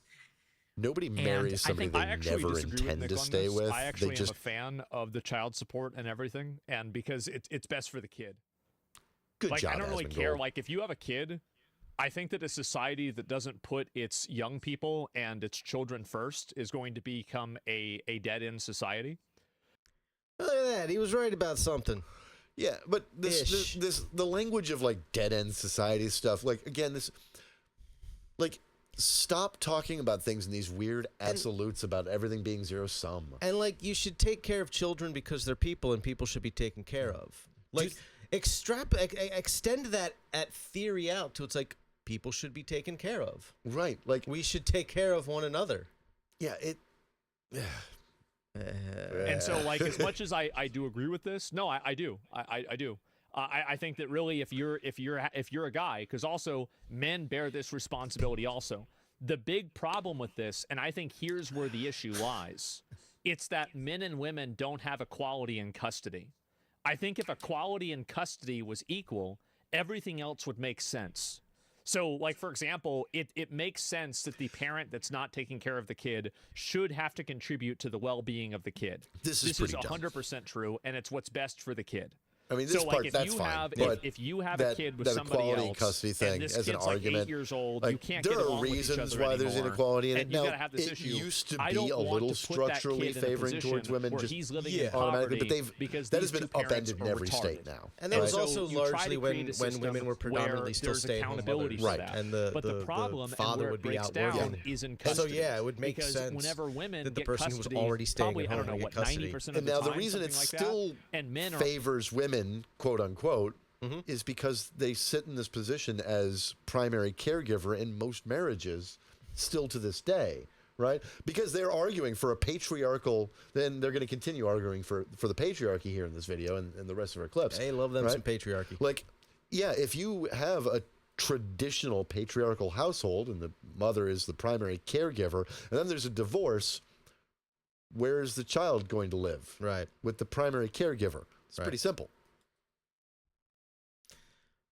This is already exhausting, and Plus, a lot of They're divorces overweight. come with domestic They abuse charges. You know, have a let's not very forget that. high estimation of themselves. I think that people call it hoflation.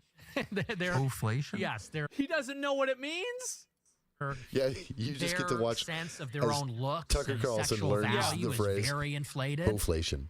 And so a lot of people are looking at these like frumpy, obnoxious, loudmouth, liberal women who are also very promiscuous and saying this is not actually appealing at all. And I don't. This is the reason why I think a lot of guys end up dating girls that are like in other countries too.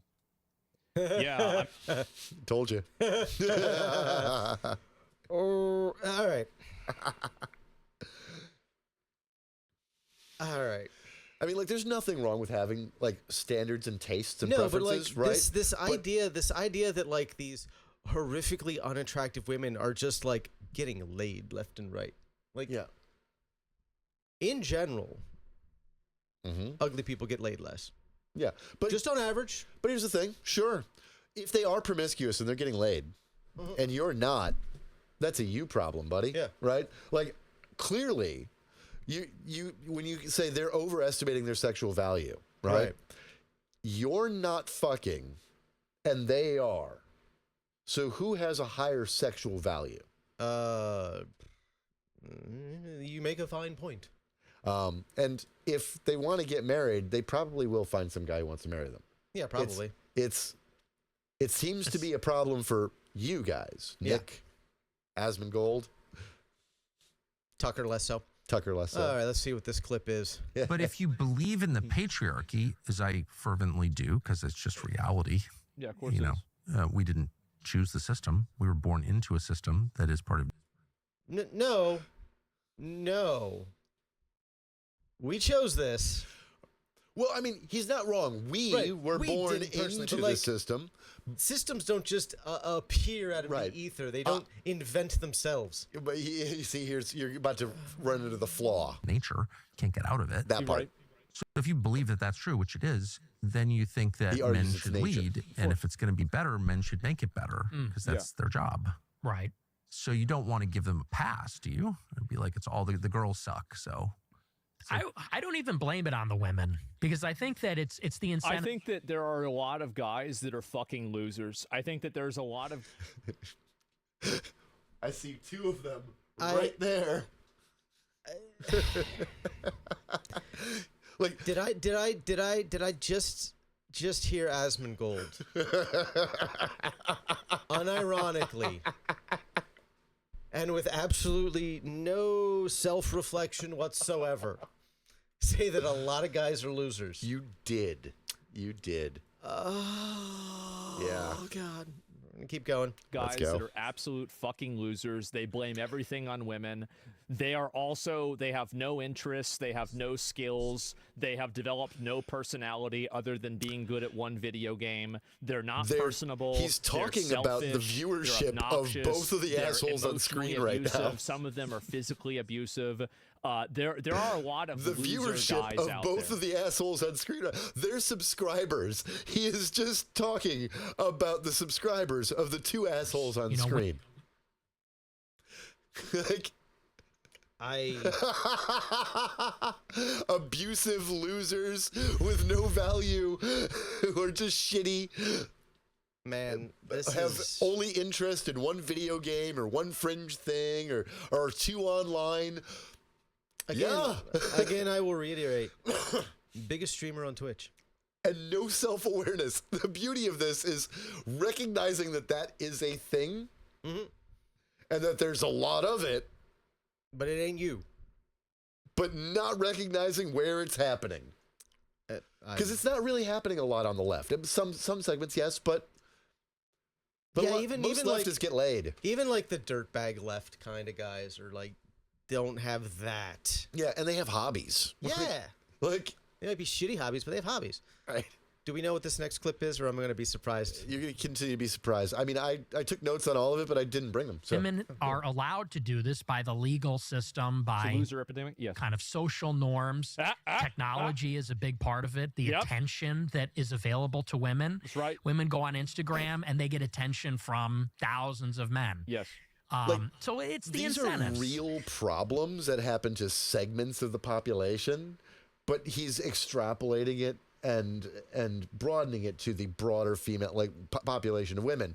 When it's like, yeah, But sure. This is what happens when your only engagement with women is seeing them on social media externally while you're not actually interacting with them. Right. Like they're not your friends. Yeah, They're not people you're talking to. They're people you're seeing their content. Yeah, of course, exactly. Like, yeah, does Instagram feed you a bunch of thoughts and e-girls? Yeah, that's what it's designed for. Yeah, and it's fine. Right?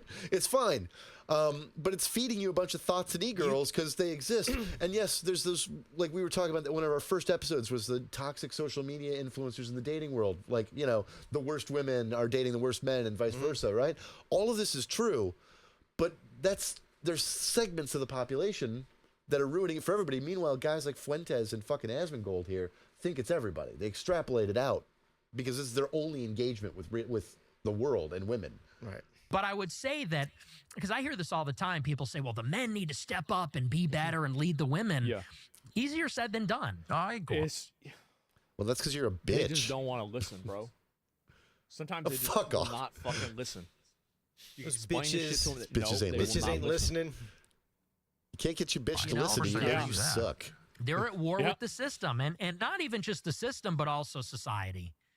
Because let's say you find one of these so-called good girls who's Yeah. Christian and traditional, but through osmosis, wherever you go, she's going to be in society. She's going to be And on she'll learn TikTok. she has Can't rights. let her out of the house.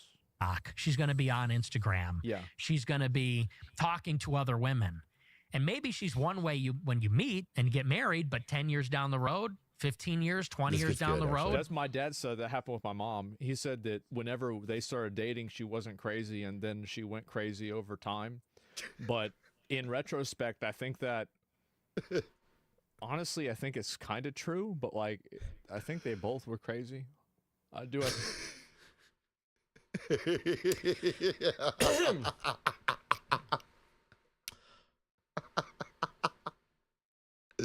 I feel like we just learned something about why he is the way he is. A little bit. Didn't it feel that way? Yeah, it kind of feels that way. I think they both were crazy. Really, I mean, it really was like, but it was like two different kinds of crazy. People change. Yeah. And I think that women, as kind of the ultimate conformists, the ultimate enforcers of like social norms, I think of My dad said that my mom used to cook him fried chicken and fix her own car, change her own oil and everything. And then after she got married to my dad, she stopped doing everything and she just expected my dad to do everything. And it made him really mad. I don't know. Maybe your parents needed better communication skills. Yeah. I have a feeling that his parents suck, and this is what you get out of that. Yeah, this is a man who doesn't know how to keep roaches off his food.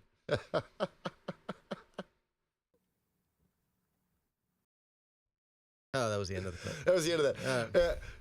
So, did you notice that it basically, like, it ends with Fuentes being like, women, they exist in the world, and through osmosis, they become conformists. Not they realize that they have rights, or that, like, you know, they don't like how you're treating them, or that you suck.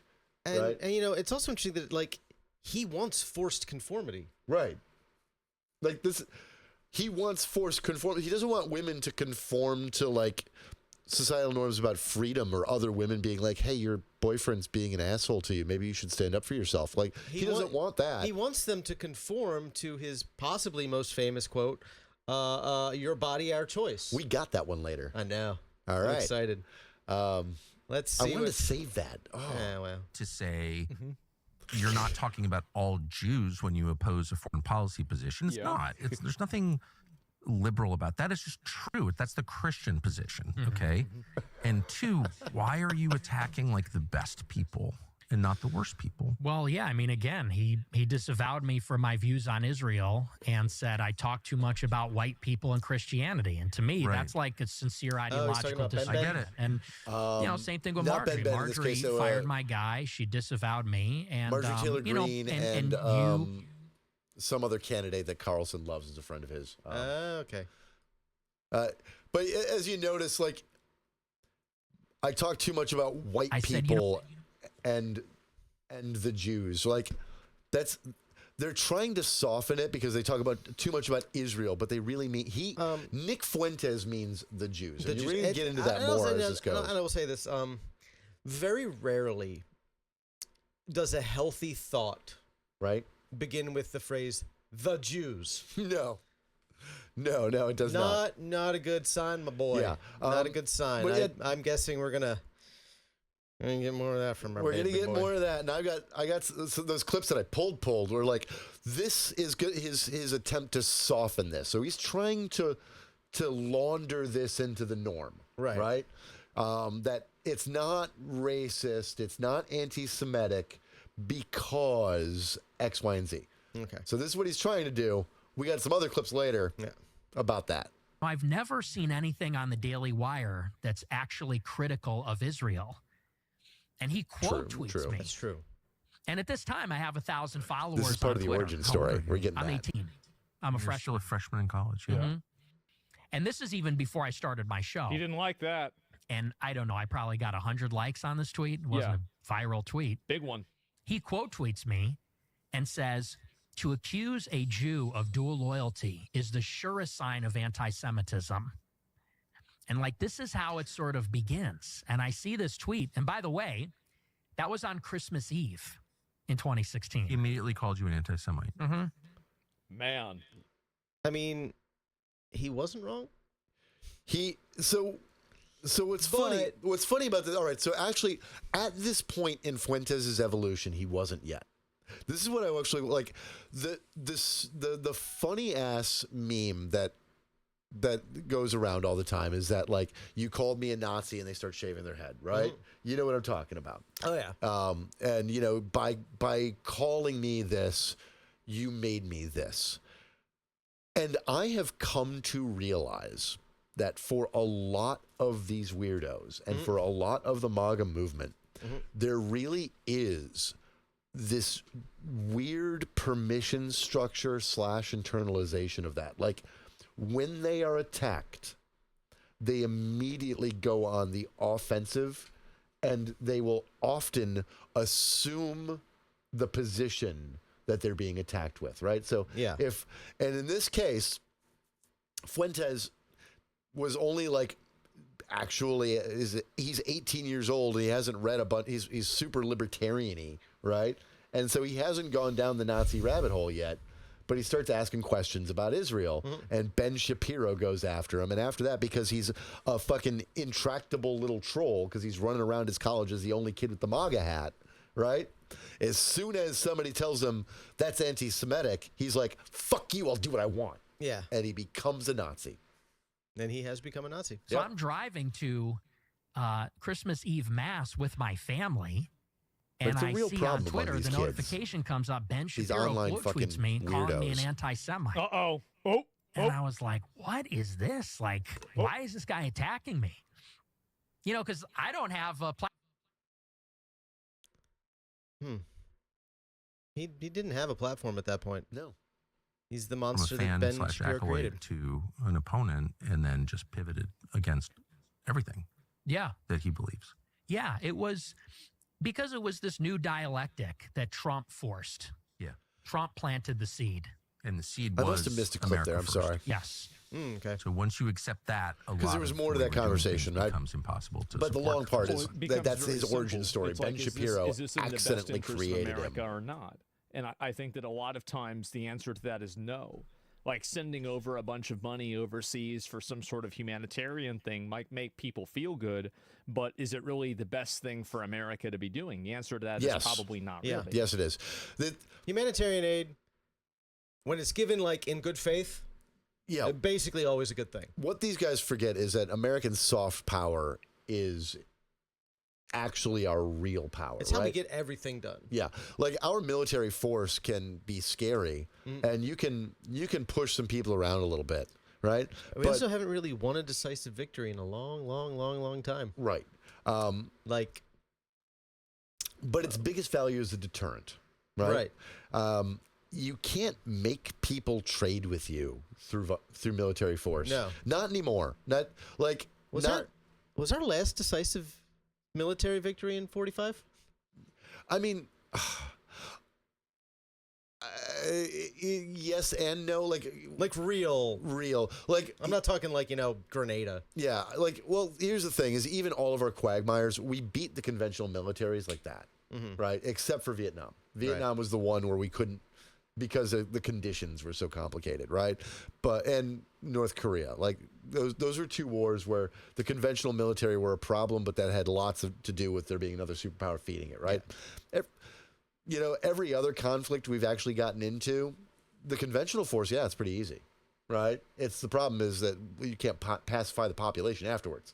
So we get stuck in a quagmire. That's why I'm not really worried about martial law. Yeah, but that's why I'm also not really worried about why this is a failed version of an ideology. Why USAID and financial support and aid to other countries is far more effective than military force, right? Right. Because it actually gets you something, right? Yeah. Spend money, get an outcome geopolitically, right? Versus beat them up, spend money on fucking $1 million bombs, right? And then they still resist you. And then you spend more money on $1 million bombs and they still resist you. And you've wasted a bunch of blood and treasure. Yeah. Right. The contradiction becomes apparent. It gets moved to the center and it becomes unignorable if you're consistent. America first. America first. I want to show how vapid America first I'm a is. young guy. I said, I really have nothing to say other than thank you. I have nothing but gratitude for what you've done for the country. I said, it's really not my place, this is meeting with Trump. to give you advice or correct you. And he said, no, don't be bashful. Tell me. And the story that I brought up, establishment lose. Like you were serious about. That's right. That's right. Because So if you this don't is his get what animating you want, impulse. you will burn Like, the entire it's the motherfucker power, down. right? And Trump unless you exhibited do that, power to these people guys, will and prey that's what on attracted your him. ability and Like- your Yeah, and unwillingness to do to a that. certain extent, I get that appeal, especially if you're a younger guy. Yeah. You want to see that kind of like forcefulness, and you like the idea of him bucking the trends and people, be I like, said- fuck you, Yeah. I won't go along. They want to burn it down if they don't win. And they want to burn it down and- anyways, but they and want let's to. be honest, especially when he was first running in the primary, Donald Trump's never been a Republican. Donald Right. Trump has been pro-Donald Trump. Yes. That's all he cares about. The Republican Party was just an easy fucking mechanism to get what he wanted, which was But more power. The subtle undertones of what we're going to pick up from Fuentes throughout this are that he and his movement and millions of MAGA voters out there are willing to burn the country to the ground in order to get what they want. Now, they're being softer, kinder, and gentler about explaining it, but That's basically what they're saying. But that's what they're saying, yeah. We're not here for Kevin McCarthy. We're not here for Ronna McDaniel or Mitch McConnell. I said, we are here for you. Like, we will die for you. We are loyal to you. I said, and when you did that, that showed you could win, and we rallied. I said, so I want to see I'm not more dying like that. for any I want to see presidential candidate. DeSantis, let's not say, dying for any who was running politician. against him. The only way I'm And he was dying like, oh, for okay. a politician He goes, oh, so is you if like it's that. It was right me after he called him trying to get to them. sanctimonious. Yeah. I said, that was awesome. Yeah. You should have kept hitting him. He's like, That's oh, you fair. like that? He goes, this guy's hardcore. I like this guy he was saying about me. And so I was trying to just get his mojo back, and, gas him up a little bit. And Yeah, I think he's like Because that what Donald now Trump again. needs I more think than for a anything else is while being he was gassed kind of up. a pussy Yeah. in his first term, but now I think that he See, he was a pussy in his like, first term. he thinks that he has some like mandate by God or something. He's like, I need to go to heaven, so I have to stop all of the wars and do all of this bullshit. so that's how it went between. Do you notice how incoherent they are? They don't. None of these people like. I noticed none of them actually say anything of substance. Right. Ever. Like- Like there's no message And I there find- other than grievance Yeah, and power. and power. And the accumulation of power just for the sake of having power. Like, which is And the love of hierarchy and gender norms. Like, yeah, it's- I can't understand any of it. yeah. Concern. And I absolutely agree with you. I would say, though, that the main challenge to that, a big challenge to that, is organized Jewry in America. I don't. There it is.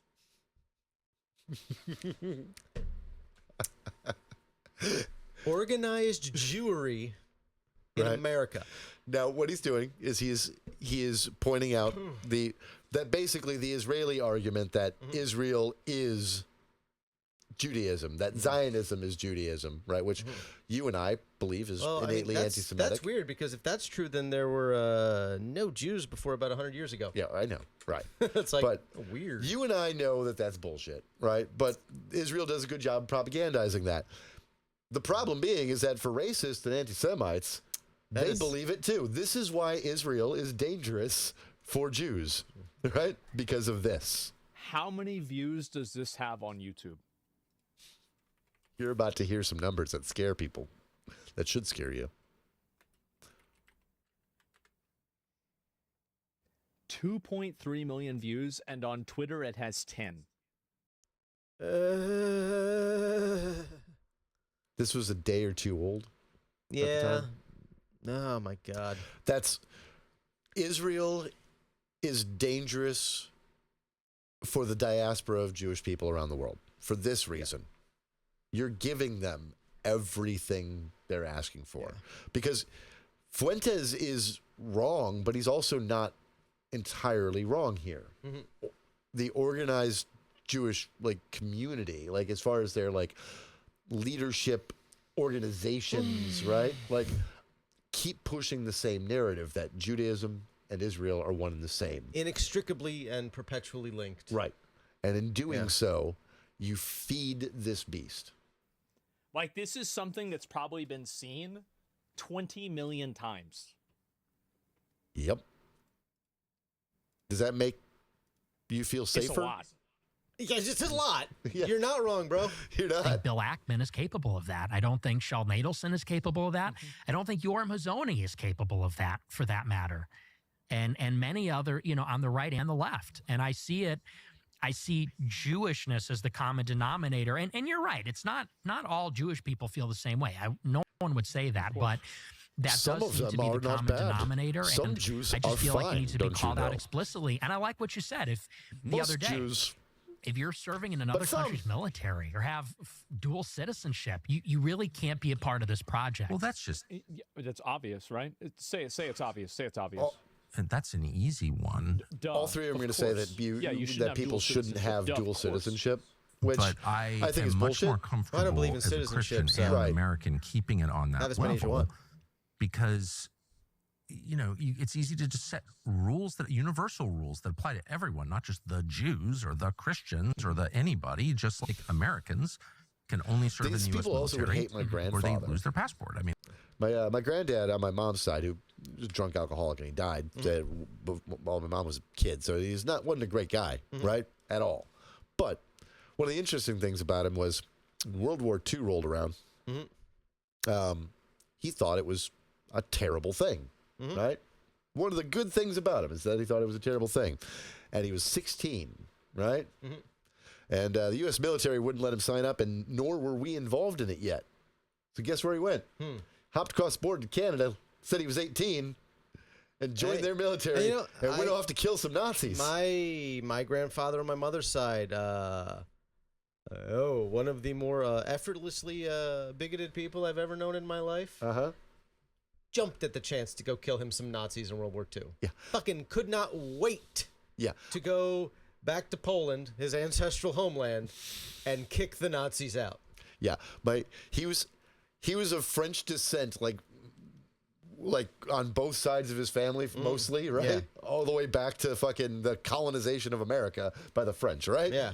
And yet, when that what bothered him about that was like he didn't like the Nazis, and he was like, those are my people that they have just taken over. So he joined the Canadian military at 16 to go kill him some Nazis, right? Good for him. And he was a racist asshole too, but.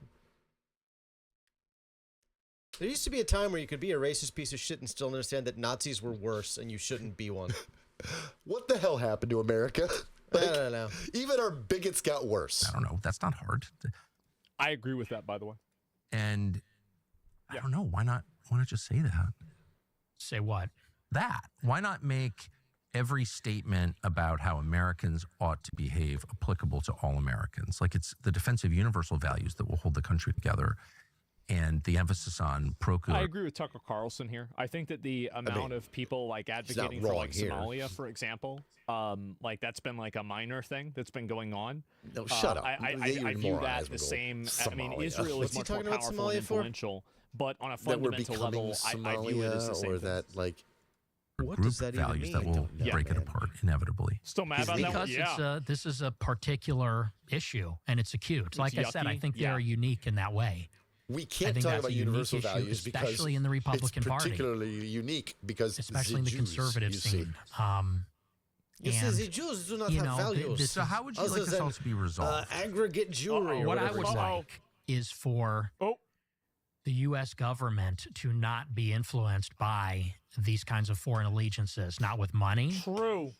that comes from, American citizens like Sheldon Adelson, not from foreign lobbyists. So, I mean, in terms of tangible things, I don't think we disagree on any of it. Like registering APAC and FARA, banning dual citizenship. Like, I'm basically in I think agreement. 80% of the The public first part, agrees sure, with those. banning Yeah, dual so citizenship, I'd go I'd be fuck surprised yourself. if it was that low.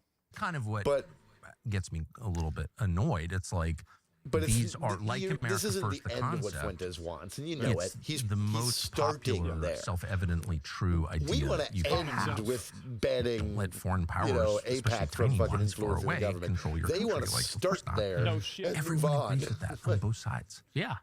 So I mean, part of the thing about APAC is like, you can just decide to not be influenced by it. Right. Like, you don't have to take their money. You don't have to do what they say. Yeah, I would like them to be registered under FARA.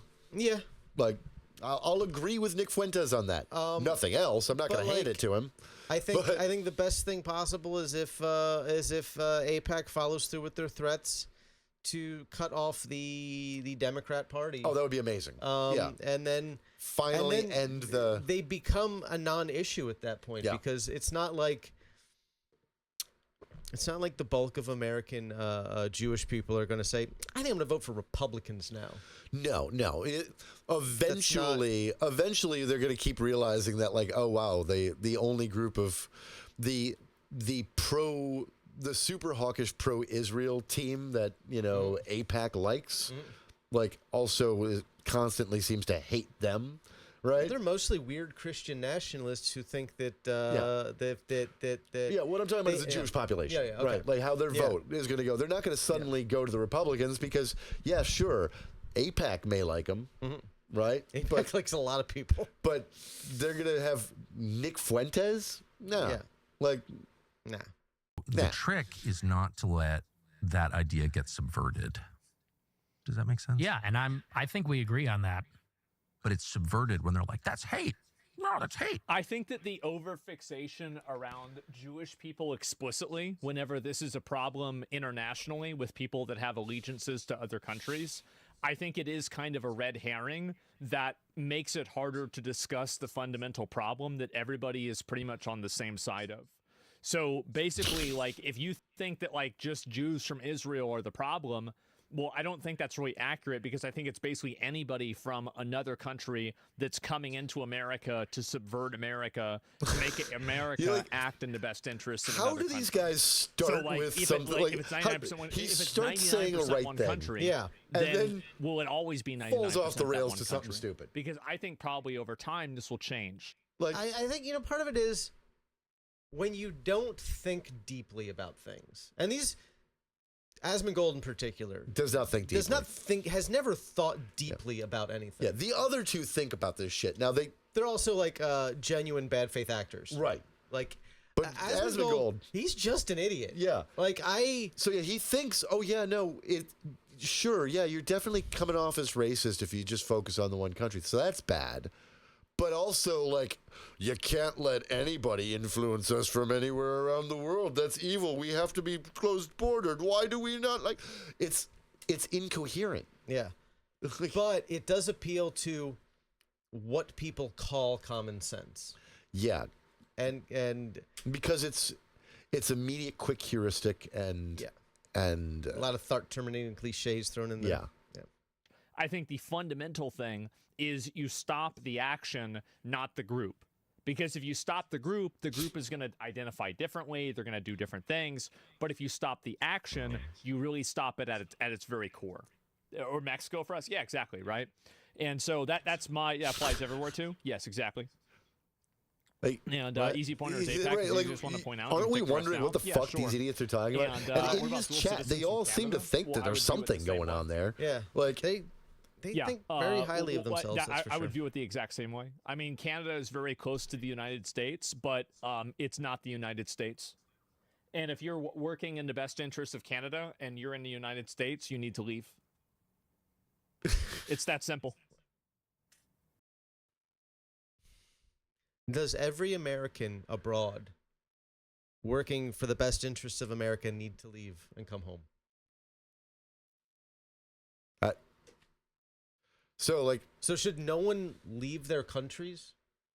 Because in general, most people, even if they're not, like, particularly strongly actioned about it, they don't do much about it, like, they want to see their country do well. Right. Like, let's say you work for U.S. Soccer, right?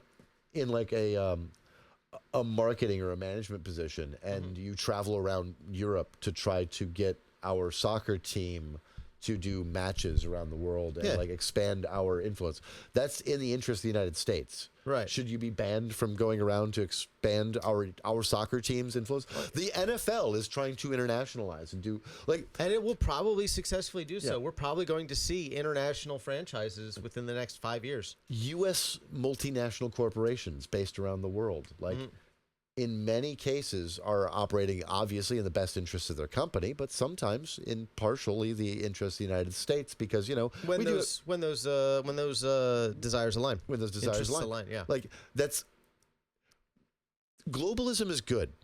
Like, multiculturalism and globalism are good, and we really need to start asking ourselves, why should we care? Why do these assholes care because they're actually getting, like, you'll notice there's no substance, there's no point. They just keep saying you don't have a country, you don't have a goodness, you don't have winning, you don't have a family, like you don't have a future. Yeah. What does that mean? I've got a future.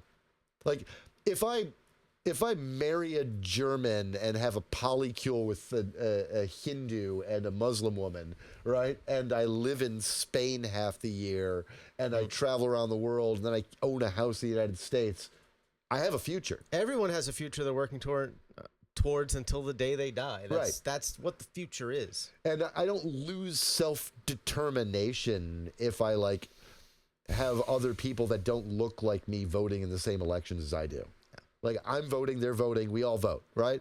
Stop it with this stuff. Think, why does it matter? Because they don't explain it. Am I being paranoid? I feel like yes, going on about the Jews, like, helps the neocons. That's Well, what about my views do you think are unreasonable, if yours are reasonable?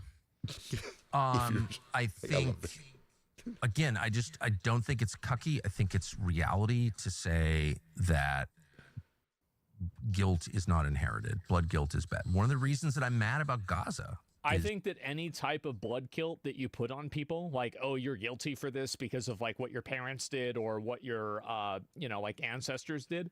I think what's going to happen with that is that it will radicalize people in the next generation, and then it's going to create a lot of big problems.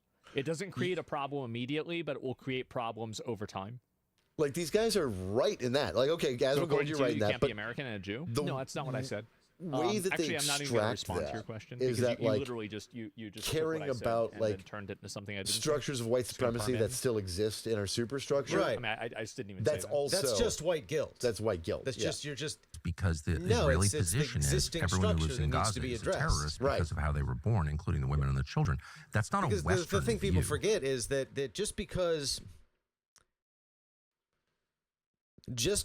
a structure exists now and is not thought of as racist now, doesn't mean it wasn't built to be racist originally, and we've just sort of collectively forgotten that is the origin of it and where it came from.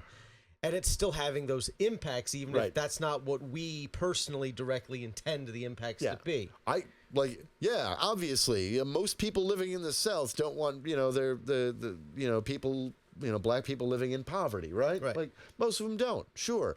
But you ask yourself, well, why is it you own a home and they don't? Well, it might have something to do with, their job, their work, whatever, but it also may have a lot to do with the fact that, I don't know, they were prevented from owning a home fucking until 1990. Yeah, their neighborhood is redlined. Home ownership is the single greatest form of generational wealth that you can pass on. It's your parents die, you get their house, you either keep it or sell it. Either way, that's wealth going to you. Exactly. That's an Eastern view. That's a non-Christian. That's totally incompatible with Christianity and Western civilization. And they say, we're the defenders of Western civilization. This is wrong. It comes from the Enlightenment. It has nothing to do with Christianity. Christianity actually has nothing to do with it is. this idea that, like, very bad, and it's bad groups of people anything, aren't right? responsible for And things. so, in fact, that's exactly it. Like, and Christendom spent centuries blaming I know, it's groups insane, of right? people like I disagree. I have the Jewish citizenship population. in the US. It's way more convenient for many reasons. They invented blood That's libel. fine, but you're not going to run for office. And much of the Bible thinks of dual citizenship. peoples I'm saying that if you run for in public those office ways, and or if you right? serve in the foreign military, you shouldn't have jointly citizenship. responsible. Like, these are two You very, don't get very to different individualism things. until the Like, Enlightenment, I'm not which saying was a every single dual rejection citizen of religious has views. to get deported. That's retarded. No, And I'm the saying Greeks that helped if with you that. are doing something that requires 1,000 you years to put the earlier. best interests of America first, then you need to renounce your citizenship with every other country. Now shut up. You need to renounce your citizenship with it. You need to throw the dead rat away and stop living in squalor. You're one of those people who spend those millions of dollars to defined not by be clips. Yes. And I'm one of those people also. Yes. Right. So I get it. So I'm going to just shut up and you tell me what you actually believe. Yeah. Well, and listen, I mean, and I appreciate you saying that because that's just a reality of the media environment we're in. So I don't expect you to know all my views, but I mean, as far as the Jews are concerned, I think that, like I said, you cannot actually divorce Israel and the neocons and all of those things that you talk about from Jewishness, ethnicity, religion, identity. And let me give you like a perfect example. So you tell. say on your show that we need to treat Israel like any other country. And I sort of understand that in principle. Yeah. Because Israel is another foreign country. Yeah. But Israel is unlike every other country in the sense that because the Jewish people are in a diaspora all over the world, there are significant numbers of Jews in Europe, but also in the United States. And because of their unique heritage and story, which is that they're a stateless people, they're unassimilable, they resist assimilation for thousands of years. And I think that's a good thing. And now they have this territory in Israel. There's a deep religious affection for the state. It's bound up in their identity, the story of the Exodus from Egypt, the promise of the land, all these things. So let's say in the United States, for example, somebody like a Sheldon Adelson, he's not Israeli. Is he an ideological neocon? Does he believe in the promise of democratic globalism? I don't think necessarily. Yeah, His neocons heart suddenly care is about in Israel. democratic globalism. And it's because he is a proud Jewish person. And I guess what I'm saying is that if you are a Jewish person in America, you're sort of, and again, it's not because they're born, but it's sort of a rational self-interest politically to say, I'm a minority. I'm a religious ethnic minority. This is not really my home. See, this is what I was always worried about with identity politics, is that when the identity politics started, that eventually everybody would start playing the game. And I think that what... Pause it here for a second. First off, Nick Fuentes and Benjamin Netanyahu, the Nazi and the president of Israel, have the exact same opinion about Judaism as far as its relationship to Israel. I mean, Benjamin Netanyahu is basically a Nazi. Correct. But that's the thing people should understand, which is why I think that this is so valuable to understand. And the next thing is that Asmongold is about to get even dumber. you're seeing now is you're seeing a lot of people that are white that are also playing the identity politics game. And I think that that's really kind of what he's about to accidentally stumble into describing racism in a pretty big way. What's his point? And not understand that that's what he's doing. Identity politics is a game, and by not playing it, you're losing. And because of that, he's advocating for white people and for Christians or to also play into identity politics. That was, yeah. That was, Did he basically just not describe the last 400 years of white people and Christianity? He did not. Because that sounds like the last 400 years of white people and Christianity. In a nutshell, it's all been identity politics for white people. We invented identity politics by separating the identities based on the color of skin and ethnicity of individuals and religion of individuals. Christianity was great at that. Like, Europeans went around the world doing that and also created nationalism while at it, separating people by identities. Home is in Israel. There's like a natural affinity that Jews have for Israel. And I would say on top of that, for the international Jewish community. They're extremely organized. And many of them are critical of Israel or Israel's current government or the project of Israel. But I guess what they have in common, unlike, let's say, like Singapore, for example, is that they have this international community across borders, extremely organized, that is putting the interests of themselves before the interests of their home country. And there's no other country that has a similar arrangement like that. No other country has a strong identity like that, this religious blood and soil conviction, this history of being in. No other country has a religious conviction to blood and soil. I mean, I think we do. I think America has a strong strain of that. I think that Germany did that pretty well. I think Germany might have had a flirtation. Right. But I mean, he's accidentally describing how Nazi-like Israel is from a Nazi's perspective. It's amazing. The diaspora, stateless, wandering, persecuted, and in particular, the historic animosity between the Jewish people and the Europeans. They hate the Romans because the Romans destroyed the temple. That's why Eric Weinstein goes to the Arch of Titus and gives it the finger and takes a picture. We don't think like that as Americans and white people. We don't think about the Roman Empire in 2,000 years ago. They do. And the Romans just rolled around like, you know, putting an empire over everything. But like, as soon as they were gone, every other population that they like suppressed went back to being something you not are going to Roman. have, I do think because mostly the Romans just sort of white people administered these politics in less than states 5 years. around them. Yeah, not like, and mostly just let them do their thing while telling them you got to give Rome money and resources. And you get to be a Roman citizen. It was all just about resource extraction. That's me saying the Jews, the Jews, the Jews. Like, I don't think that's me being hateful. I don't think that's me being collectivist. I think that's understanding that this, like, great identity politics, whether you love it or hate it, whatever you feel about it, people kept it's their a own reality that we live in a world of people Jews kept their and own Christians, cultures. of whites and blacks. A lot of that was These identities assimilated mean into something what to was us, and they called mean Roman things to culture. each Roman other. culture and itself, we can't it's sort hard of to wish even them know what's away. And Roman it feels and like what isn't white about people Roman and culture. Christians are the only ones that do that. and the wild thing is, like, And I think there was a massive Jewish diaspora before the temple was destroyed. Politics stuff has grown bigger. Throughout the Roman Empire, And I because there think was so it will much continue getting even bigger, opportunity. too. As soon as like Judea was conquered by the Romans, right? They were like, oh, like, cool, we get to be citizens of this whole empire. We Let's can go try. anywhere. Yeah, we can go anywhere and be Romans anywhere in this empire. More popular. And so they remained a Jewish people within it, but they were able to trade and like have business opportunities all throughout the empire. Right. That's why there's so many Greek Jews around that time. But my point is that white 2,500 identity years ago. politics, how would you fix identity politics? I don't think that you really ever can, but I think that the best way to do it is to provide an abundance of This part's great. resources for people to the best degree possible. And the more that people are able to think about their own shit, they're not going to be thinking about other people's shit. So that's my general outlook on it, is that keep people distracted by keeping their lives relatively pleasant, enjoyable, without necessarily condemning them or making them live in like shitty houses.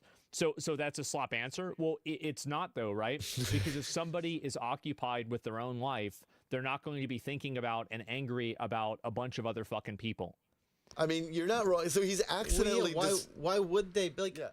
He's accidentally just like stumbling on democratic socialism. He's almost accidentally woke. Yeah, he would hate that so much. He would hate that so much. Like, the funny thing is like when you hear the aside from the dumb America First nonsense that he's talking about, right? And not understanding that, like, when he's talking about white people identity politics, he's just describing racism that's existed already, right? If you separate out the rest of that, like, his dumb ass seems to think racism bad, multiculturalism probably not bad, and socialism good. This is some pretty woke shit. He just doesn't get it because he's a fucking moron. Most people that have had some like bad experience or something like that, or that are very into this, many of them don't have a lot of resources. Your cat's trying to destroy your place. I think that resources are a huge component to this. Is that your base? Just the base. And I think also elevating different groups, like through different types of representation, works against that. Yeah, he'll do that. So, like, for example, like, in my opinion, I think we had less racism in like 2004, minus like maybe, I guess, probably Arabs, because of 9/11. Four-string and relatively small. Minus that, we had less racism, less genuine racism than we do now. I think now we have way more racism. And the reason why is because people were treated generally the same. You could make jokes about different stuff, and people knew that it was being done in good faith. But whenever you had the inmates take over the asylum, that's really what it is. This is so wrong in every level, except that he thinks that people protesting the police and shit like that is racism, right? You know what I mean? Like, but no, he's verifiably wrong. Like, that was it. We have a slight uptick in racism post Donald Trump's election the first time. And it's steadily been increasing since then. But the Obama era, we saw a decline of racism. We saw an increase in loud racism. Yeah. But overall attitudes among the population, racism went down. Bigotry went down. It's still overall broadly trending downward. It's just that you assholes are getting louder. identity politics more or less just been part of history. It has it always will be part of it. But I think that like you can solve a lot of identity problems through class-based solutions. Does that make sense? Okay. Asmongold, class reductionist. I don't agree with affirmative action based off of race. He's like so for example, he's like just because you're halfway to black, becoming I a don't think you tanky. should Maybe get he any should team up advantage with in a hiring process or in a Hassan. They could do a scholarship stream process. together. Oh man, or in a Asmongold, college Hassan, application. Hassan, Hassan, do this. You need to you can radicalize this fucking idiot so goddamn easily. Yeah, listen to this fucker. Listen to what he's saying, and just get in there and radicalize him. What you guys need to do is set up like a panel with you and him and Destiny, right? And get into an argument, a good one. It'd be great. You can radicalize him. He will agree with you over Destiny. Yeah, and it'd be a great opportunity for you to dunk on Destiny. And then two of the biggest Twitch streamers could be mildly to moderately problematic leftists. I do that with women, Asian, Indian, anything like that, right? Everybody should be treated the exact same. However, I do think that if you're from an underprivileged family, for example, like you have less money, I think that is a tangible thing that can be quantified, and you can say this is a genuine disadvantage, and we need to give these people a little bit extra help. Man. And I think that those tangible What do we advantages do? will disproportionately You help gotta laugh. minorities like look, black people. I'm a mildly to moderately problematic leftist, but I'm not big at all. White people, at least per capita. But does that make it a bad system? No, it doesn't. It's the same as having a law. If a law arrests a lot of people of a certain demographic, that doesn't make the law bad or racist. No, it could doesn't. be. It's the same as this. Just because you have a system that benefits one group of people, you should look at what the intent of the system is. There's no difference and between is good the things idea or good bad things, you rather than absolute moron. Is the group of people Yeah, when you Things have and a bad things are system that's- exactly the same. When you have a That's the big system that problem. explicitly benefits only one group of people, that's sort of definitionally systemic racism. Right. First, he's like, socialism That's is good. what it is. He just Oh, like explained why minorities socialism is good, and then explained why racism in the law is also good. This is amazing. And this is what not having and actually having an ideology looks like. Right. Like, I don't have a cohesive explanatory. You couldn't label me. No. Right. But that's because I could spend an hour talking about the different influences that got to my political position. So I'm like vaguely libertarian leftist. It's hard to label a genuinely nuanced position. Right. So I'm Like vaguely, a nuanced, thoughtful position doesn't lend itself to strict labeling. Yeah. So I'm vaguely libertarian socialist with a DemSoc and market libertarian bent, with a lot more words to it. Yeah. This guy knows nothing. Have had systematic, like there are ripple effects of systematic racism that the black community experiences even today. I think this is true. I know this is going to be an argument. A lot of people are going to disagree with this, but I do think that it's legitimately true. But I think that the way that you solve those problems, the way that you deal with that, is that you approach them from a class-based perspective. Because some families are more affected by it than others, and there are other white families that have the really is basically just like same an problem, accidental but tanky. it's just in reverse. Kinda, yeah. Do you see kind of what I'm saying? I mean, look, this conversation sounds exactly like what some of the meetings I went to with like Bernie bros sounded like. Why do I want to like make him read some Lenin? I don't do that. Not Lenin. No. Okay, do it. I want to see what happens. I want to see what happens. What about Dugan? He would love him some Dugan. Yeah, but Dugan's fascist as fuck. He's not even like a crypto. He's a crypto Nazi without the crypto. Yeah, that's true. Like, oh, fuck Dugan. National Bolshevism. What a fucking crock of shit. Yeah. Delusional, backwards ass ideology. It would work for this asshole, though. Yeah. I see. The way I look at it is like when you look at your favorite TV shows, Right? Sopranos, Breaking Bad, it's like the wife is the villain. Because it's like the main character, if the wife could just get out of the way, would be running the show. And that's kind of how I feel like Ayn Rand, I agree with her about this. She said that the wife's role is like hero worship.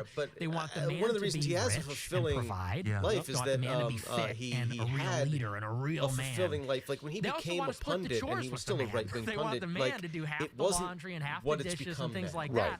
It And it's wasn't like, this like so what do you do all absurd day? You're on reactionary TikTok, you're over like the doom top scrolling and eating Cheetos. Like nonsense. what At action first, are you Yeah. providing in the relationship. And he's So always I had just feel like money, in so he's terms never of had the to deficit, concern it's like himself with women- So like, we gotta get those like robot a lot of the waifus daily real struggles quick. and challenges. very- Like, We gotta get this locked in. emboldened. They're too, I think, assertive. Always giving their opinions, always critiquing, This is great. always. I think Women that they're have very opinions. bold right now, and I think And they- Yeah, there was one that they she talk told too me that much, she says, and they like, give opinions, you and know, they're whenever assertive. We go out, you don't really And talk at all. he can't It's like, stand well, that. whenever I'm out on a There's, date with a I think man, one of the just, clips I have later I figure he doesn't really is want him to talk to me, and kinda I'll just getting wait till I'm snippy spoken to talk. And I'm about that concept, like like, wow, Women having opinions? women telling him what to do. Do they tell him to bathe? He should. Oh, well, no, that's This is Asmongold. the, I think Fuentes bathes. Talks Like, about this as pornography Fuentes is a talented piece of shit. I'm pretty sure he like scrubs his flesh with a Brillo pad. Oh, I'm to be sure. clean. He's always forever unclean. I mean, listen, there might have been particles of vagina in the air when he was walking by, Yeah. and that made him into a cuck. It's true. It made him more gay because there was a woman in the same room as him once. I bet he shaves his butthole purely for hygiene reasons. Bleaches it too. It doesn't like that ruddy color. It's not it's unbecoming someone of his ethnicity. You know, he should really come out and just fuck a cat, like date a cat boy like he wants to. He should just come out. And we know he Did. did, yeah. Yeah. Just be the catboy guy. Like, it's okay to be the catboy guy. You're Right. allowed to be the catboy guy. Instead of like making it okay for your Groiper fans as long as it's under certain conditions, but not for you because it's so weird. Stop being an unfulfilled Nazi and be a happily fulfilled catboy fucker. That sounds like a good deal. It's All right. not just sabotaging homosexual relationships, it's making people gay and trans. Yes. Oh, we're getting towards the end, but this gets good. This is dumb. I want to keep this in mind. We still have 3 more years of this shit until the next election. And then after that election, 4 more years of that shit. Yeah, you know, Asmongold, That's how time works. right, but also the reason it's so many years of this shit is in large part because of assholes like you making it so that you and nobody else that like turns to you for advice or information understands how the fucking world works.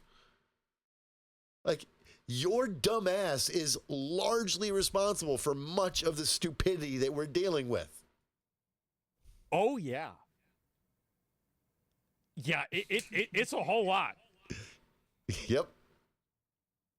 We already have a king? Yeah, but maybe there might be an uprising against the king in 2028, right? And so we might have to defend the king, obviously, right? Right, guys? Fucking morons. And so something that is almost never talked about is that this is a generation that's totally sexually dysfunctional, I think, because of pornography. And some people are able to cope with it. Some people don't have a problem. But I think a lot of people, and maybe even a small minority, have a serious problem with it. And the How does problem, it make people sexually dysfunctional? I think that it's impossible for a real woman to compete with the availability and the novelty of pornography. A real woman, Hire a 2D hooker is if you greater need than to 3D. I've heard this compete before. against it. If your like, kinks or without needs getting are graphic, so extreme that is you she's can't find only a woman one that's into them, person, and farm you know, that shit out. she's Yep. maybe she wants to do something sexual, maybe she doesn't. Porn is, you could have 100 different women in one sitting doing anything that whatever niche or idiosyncratic thing a person might be into, it's there. Yeah. Yeah, beating so off I is think not that- And they can have nearly cat as ears. gratifying Combined with as that availability, it makes it so that real human connection. you know, when you think fucking about courting chuds. a woman, So what juice doesn't happens when work you to reduce squeeze. sex to orgasm? And so Yeah. there's like also a Strictly this transactional, problem physical. with like erectile dysfunction. People that sense of can't things. enjoy Like, yeah, regular sex because it does not compare to the intensity, the novelty, and the availability of porn. Porn isn't that It's- intense. Man, that is It's- crazy. It may be novel, but it's not intense, guys. Like, What? All right. What is he physically doing? First of all, fuck you. You haven't had sex with a woman. How do you even know what's more intense? right. But like, I would love to know what anybody could physically do, masturbatorily, that like genuinely competes with actual physical human intercourse. You could watch a bunch of really wild porn, jerk off a bunch while fantasizing, right? But then the one time that you actually have intercourse, you're really lame. And then the next time you have intercourse, you're really lame. Like a 2-pump chump, and you don't do any oral, no mutual Sounds like a gratification. skills issue. Right. So that's exactly what this sounds like, is they're addicted to the fact that they can goon themselves to death, right? I don't have to disappoint anybody. Yeah, but that they disappoint and can't find the little man in the canoe to save their lives, right? And the women that they fuck won't reciprocate and give them a hot experience because they can't find the little man in the canoe. You're a bunch of skill issue fucking losers It's true. who don't fuck. Remember what I was telling you guys?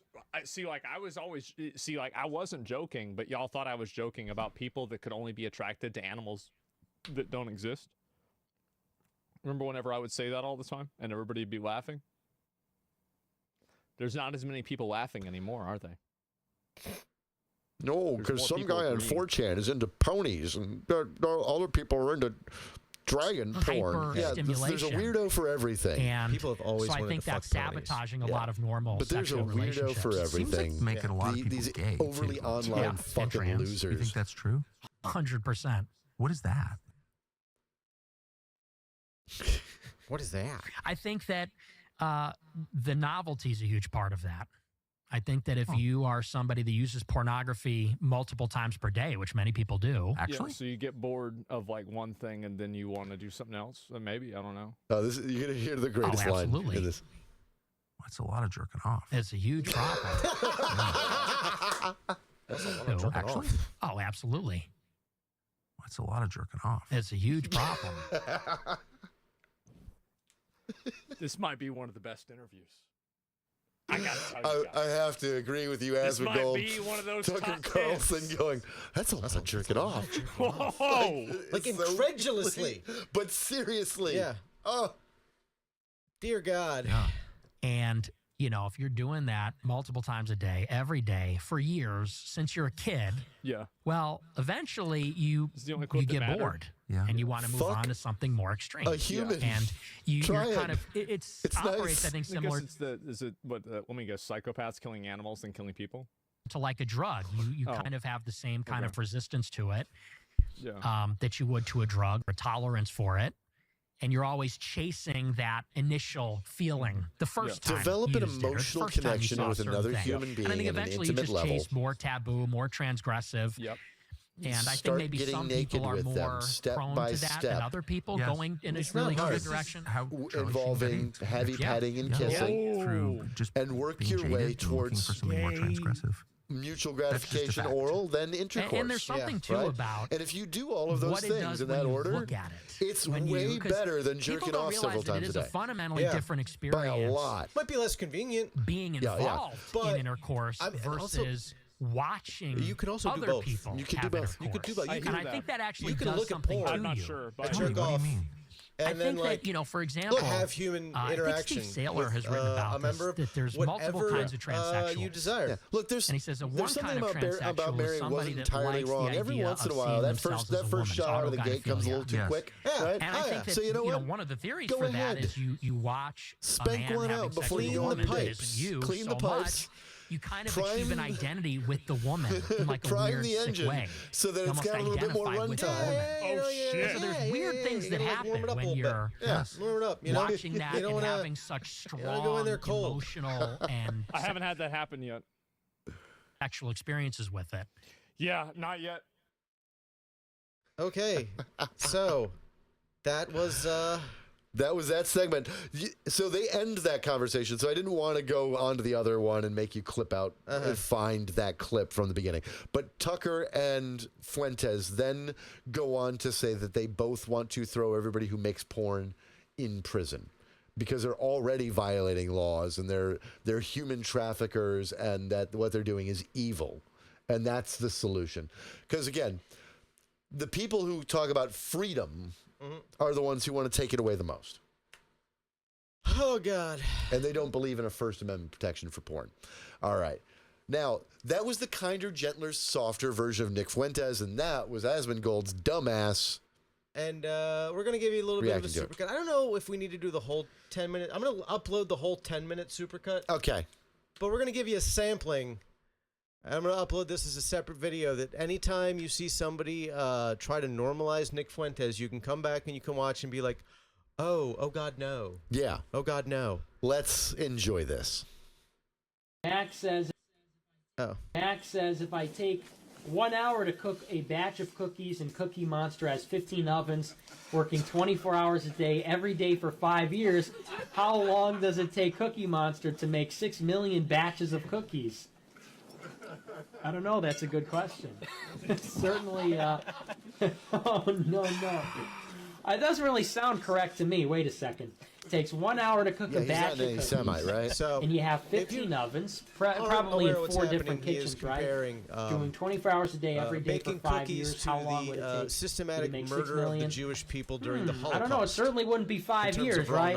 The math doesn't seem to add up there. The math doesn't quite seem to add up there. I don't think you. I'm just asking questions. Maybe 200 to 300,000 cookies. All right, okay. I think we get the message.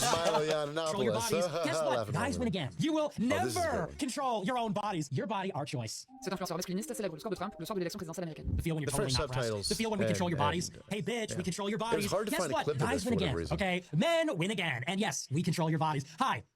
I'm your Republican congressman. Hi, I'm your Republican congressman. It's your body, my choice. And men, women again. Men win again. There will never, ever be a female president. Never. There will never be a female president, ever. It's over. Glass ceiling. Dude, it's a ceiling made of fucking bricks. You will never break it. Your stupid face keeps hitting the brick ceiling. We will keep you down forever. You will never control your own bodies. You will never be the president of the global empire. Never gonna happen, sweetie. Your body, our choice. Nick Fuentes, I'm a racialist or I'm a racist. You know, for a long time, I would say I'm racialist. Now I just say I'm racist. Okay. I'm going to stand by my point here, which is that me and Dave Smith are not ideologically on the same page and will never be, because I am a Catholic and he is Jewish. Because he is Jewish, he still has affinity with Jewish people. And so my end game is to say, look, Thomas Aquinas said that Jewish people should be basically enserfed to the Catholic Church. I don't believe that. But the idea that we have Jewish people in America that are billionaires, that are running all the major media conglomerates, that are influencing the government, and they take advantage of the dual citizenship, it literally cannot be allowed. Like by definition, systematically or systemically, this creates problems. And so this is Nick Fuentes, ladies and gentlemen. I'm saying totally not a Nazi. Jewish people in government, like we can't have them having billions of dollars. He does not want this is a problem. The Jewish like people relegated to serfdom. Because I believe that. He wants them eradicated. When I see he wants the total eradication of the Jewish people. I do think, okay, because he's a Nazi. Nick is in his own world, which can be, I think, a quite selfish perspective, which is fine. That's what you're saying. You like being selfish, which is another way to say what you just said. I like being selfish, and I don't want to give of myself to somebody else. But I also think there's something selfless involved, which is to say, I could go and start a family and drag them into a world of mine, which is pretty chaotic. You know, I mean, is this really the kind of a lifestyle? I can't hear him. If I'm banned on everything, I can't make a living. I'm banned from banking. I'm banned from credit card processing. I'm getting doxxed. People are showing up to my house trying to kill me, things like that. And what's more, I mean, let's also get, I also don't appreciate the lecture. You don't know me, so I know you're married. I know you're older than me, but you don't know me. You don't know my life. You don't know my situation. I don't think you're in a position to give me advice, especially as a woman, honestly. I don't think women, this is something in the right wing we say we're anti-feminist, and then women go around telling men what to do. We're not their husbands. And, I don't really buy into that ideologically, but that's besides the point. It's basically saying the right wing's anti-feminist, so it should never listen to women, even if they are just saying that, broadcast network. like giving like any life advice or their opinion on like what the future may hold. And I you was shouldn't tell me what to do. Tell me what to do. Shouldn't talk to me. I was me. very into politics, extremely. Unless you're listening to me. But like a lot of people, I was pretty mainstream. I was very pro-Israel, libertarian. This is just him reiterating his origin story at this point. Ben Shapiro fan, all that kind of stuff. But of course, in 2016, everything changed. He had the rise of the alternative right. And so it's guys like Jordan Peterson and Stefan Molyneux. He's admitting a little bit more of where it came from. and of course Trump being the king of them all. And then to Trump. So in 2016, everything changed. I became very libertarian, racialist, very pro-white, to Nazi, very critical of Israel, very aware of It's interesting because to this day they still try to deny there's a pipeline, which I understand. I mean, you don't want to tell people you're pipelining people into this ideology. You just want it to naturally happen without them realizing it. At the school. Yeah. And it was kind of weird how they it came admitted together. as they start talking about how they got there. It's like same story every time. Oh, Stephen Molyneux. Oh, Jordan Peterson.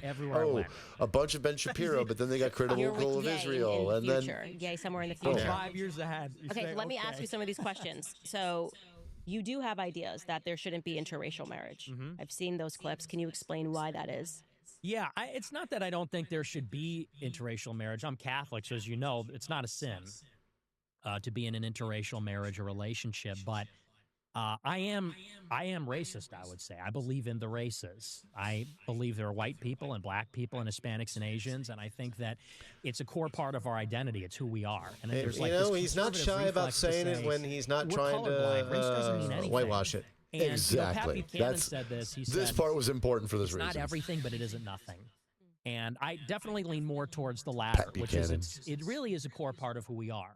Our culture, our heritage, our ancestors, our customs. I couldn't remember for a second there. I got a little paranoid that he was still skulking the streets. I don't think that two Although people he'd can probably fall be like in love with 123 different now. races. Remember when he worked for MSNBC? And they have throughout history. That was a decision. Yeah, that was certainly a decision they made. But for someone like myself, I always say on my show, it's just my value. I want to marry someone that looks like me. That comes it's just from a my value, but we also want to have an authoritarian takeover of the entire government. And for so we can never change. And so everything he says that he are just his values would become law in a society run by him. Some people are tall, some people are short. If he got the power to, that's why, by the way, incel dumb. All his values would be law. These are immutable characteristics that were signed up. Cute. I think that for the most part, things like race, all those attributes are immutable and unchangeable, and they have changed. Just factually speaking, they have changed. They change over time over the generations. Okay, so you don't think it's immutable? Because if it was immutable characteristic. Okay, so you're saying that if you were born at this space and time as a black person in America, here is the cards that you're dealt with, and you can't change it over. Man, it is hard to keep up with him when he's talking at double speed. It doesn't change wildly. It only changes genetically. I choose a big one, and that's a genetic trait. And so that can change over the generations, but not, you can't take an individual that's 75 IQ, which is the average in West Africa, and take them to 100. So two dumb people can't produce a smart person. I believe they can, actually. But so does that kind of debunk your we're shaped by the public school system? And so I don't think you're right. I think that there has been a very sophisticated effort. This is amazing, isn't it? Just like you would say now, in terms of people that are intentionally attacking Anglo-Saxons. I just It's learned about that. These books that were written to genocide Anglo-Saxons that were going on for a lot longer than I realized. It's sad because World War II, but I he could be like a functional positive force. Like could have been. This was all unnecessary, and that's just it's disappointing because he's like. So you think that even if we weren't at war, he's good at. He's not an unskilled communicator. He's not an unskilled communicator. He's good at making his point and making you understand his point, and doing it in a way that like you take what he wants you to take from it, not necessarily the exact words he's using. Yeah. If he were actually a good person, this would be he would not be a waste of all his talent. Right. Was that it was white supremacy or it was unfair or something like that? Because Europeans are smarter. I think that on average. Europeans were smarter. That's why. In the speech, he said, "A new vision will govern our land. It's going to be only America first." And I said, "I like the sound of that." I said, "We'll call it America first." So, question: how old are you exactly at this time? I was 18. 18. Okay, so all of this sort of happened 17, 18 he years old. becomes this monster at the age 18 years old. Okay. Yeah, and you know, it's funny. Rapidly, you know, and this was a time when I was that false idea that like your brain doesn't, your prefrontal cortex doesn't fully develop until you're 25, like and the well keeps developing the rest of your life. Thomas Sowell, Milton Friedman. If that were true, he would have only been like functionally adult for like even a lot of the neocon so stuff, right? I was kind of all over the place. Which, and if you take the people who make that claim, I started to go on 4chan. I started what they to go on imply, Twitter. I started he is not to get into responsible some for of any these of more this. interesting ideas. According to them, and except I for wasn't the last sold year. yet. That's sort of the thing. Which is I was sort of in this which is questioning stupid. phase. And it's dumb. And I not like, sort of innuendo, but questioning my political every human brain develops at different rates, and some prefrontal cortexes are developed And I like, had this in kind of small pro-Israel childhood, bent because fully developed, that's just what and was on the others internet don't at fully that time. develop until All of you the hit your online like fucking content, 60s and 70s. As far as we know, was your prefrontal PJ cortex Media, never stops. which was Right. Shapiro But as far and, as like Bill the Whittle adult and development Andrew framework Clayton, that it builds, right? PragerU, Like Breitbart, that's what it there varies was. so wildly But then that there in is a 2016, you had this 80-year alt-right swing movement, and suddenly you between had all when it these other happens to people that you were as to in the conversation. years like before I said, these guys puberty like Derek or Taylor and Sam into Francis your and a octogenarian whole other years. crew. Which says that's a And so terrible I really metric was we shouldn't open-minded and use. questioning what I really believe. That's what it says. Otherwise, And so otherwise that's it's like, really when I oh came well, into you know, we conflict have to with like this establishment. a you know, 24-year-old platform. committed a And the crime. very We have to same charge breath them of as a putting minor. hypocrite, Right.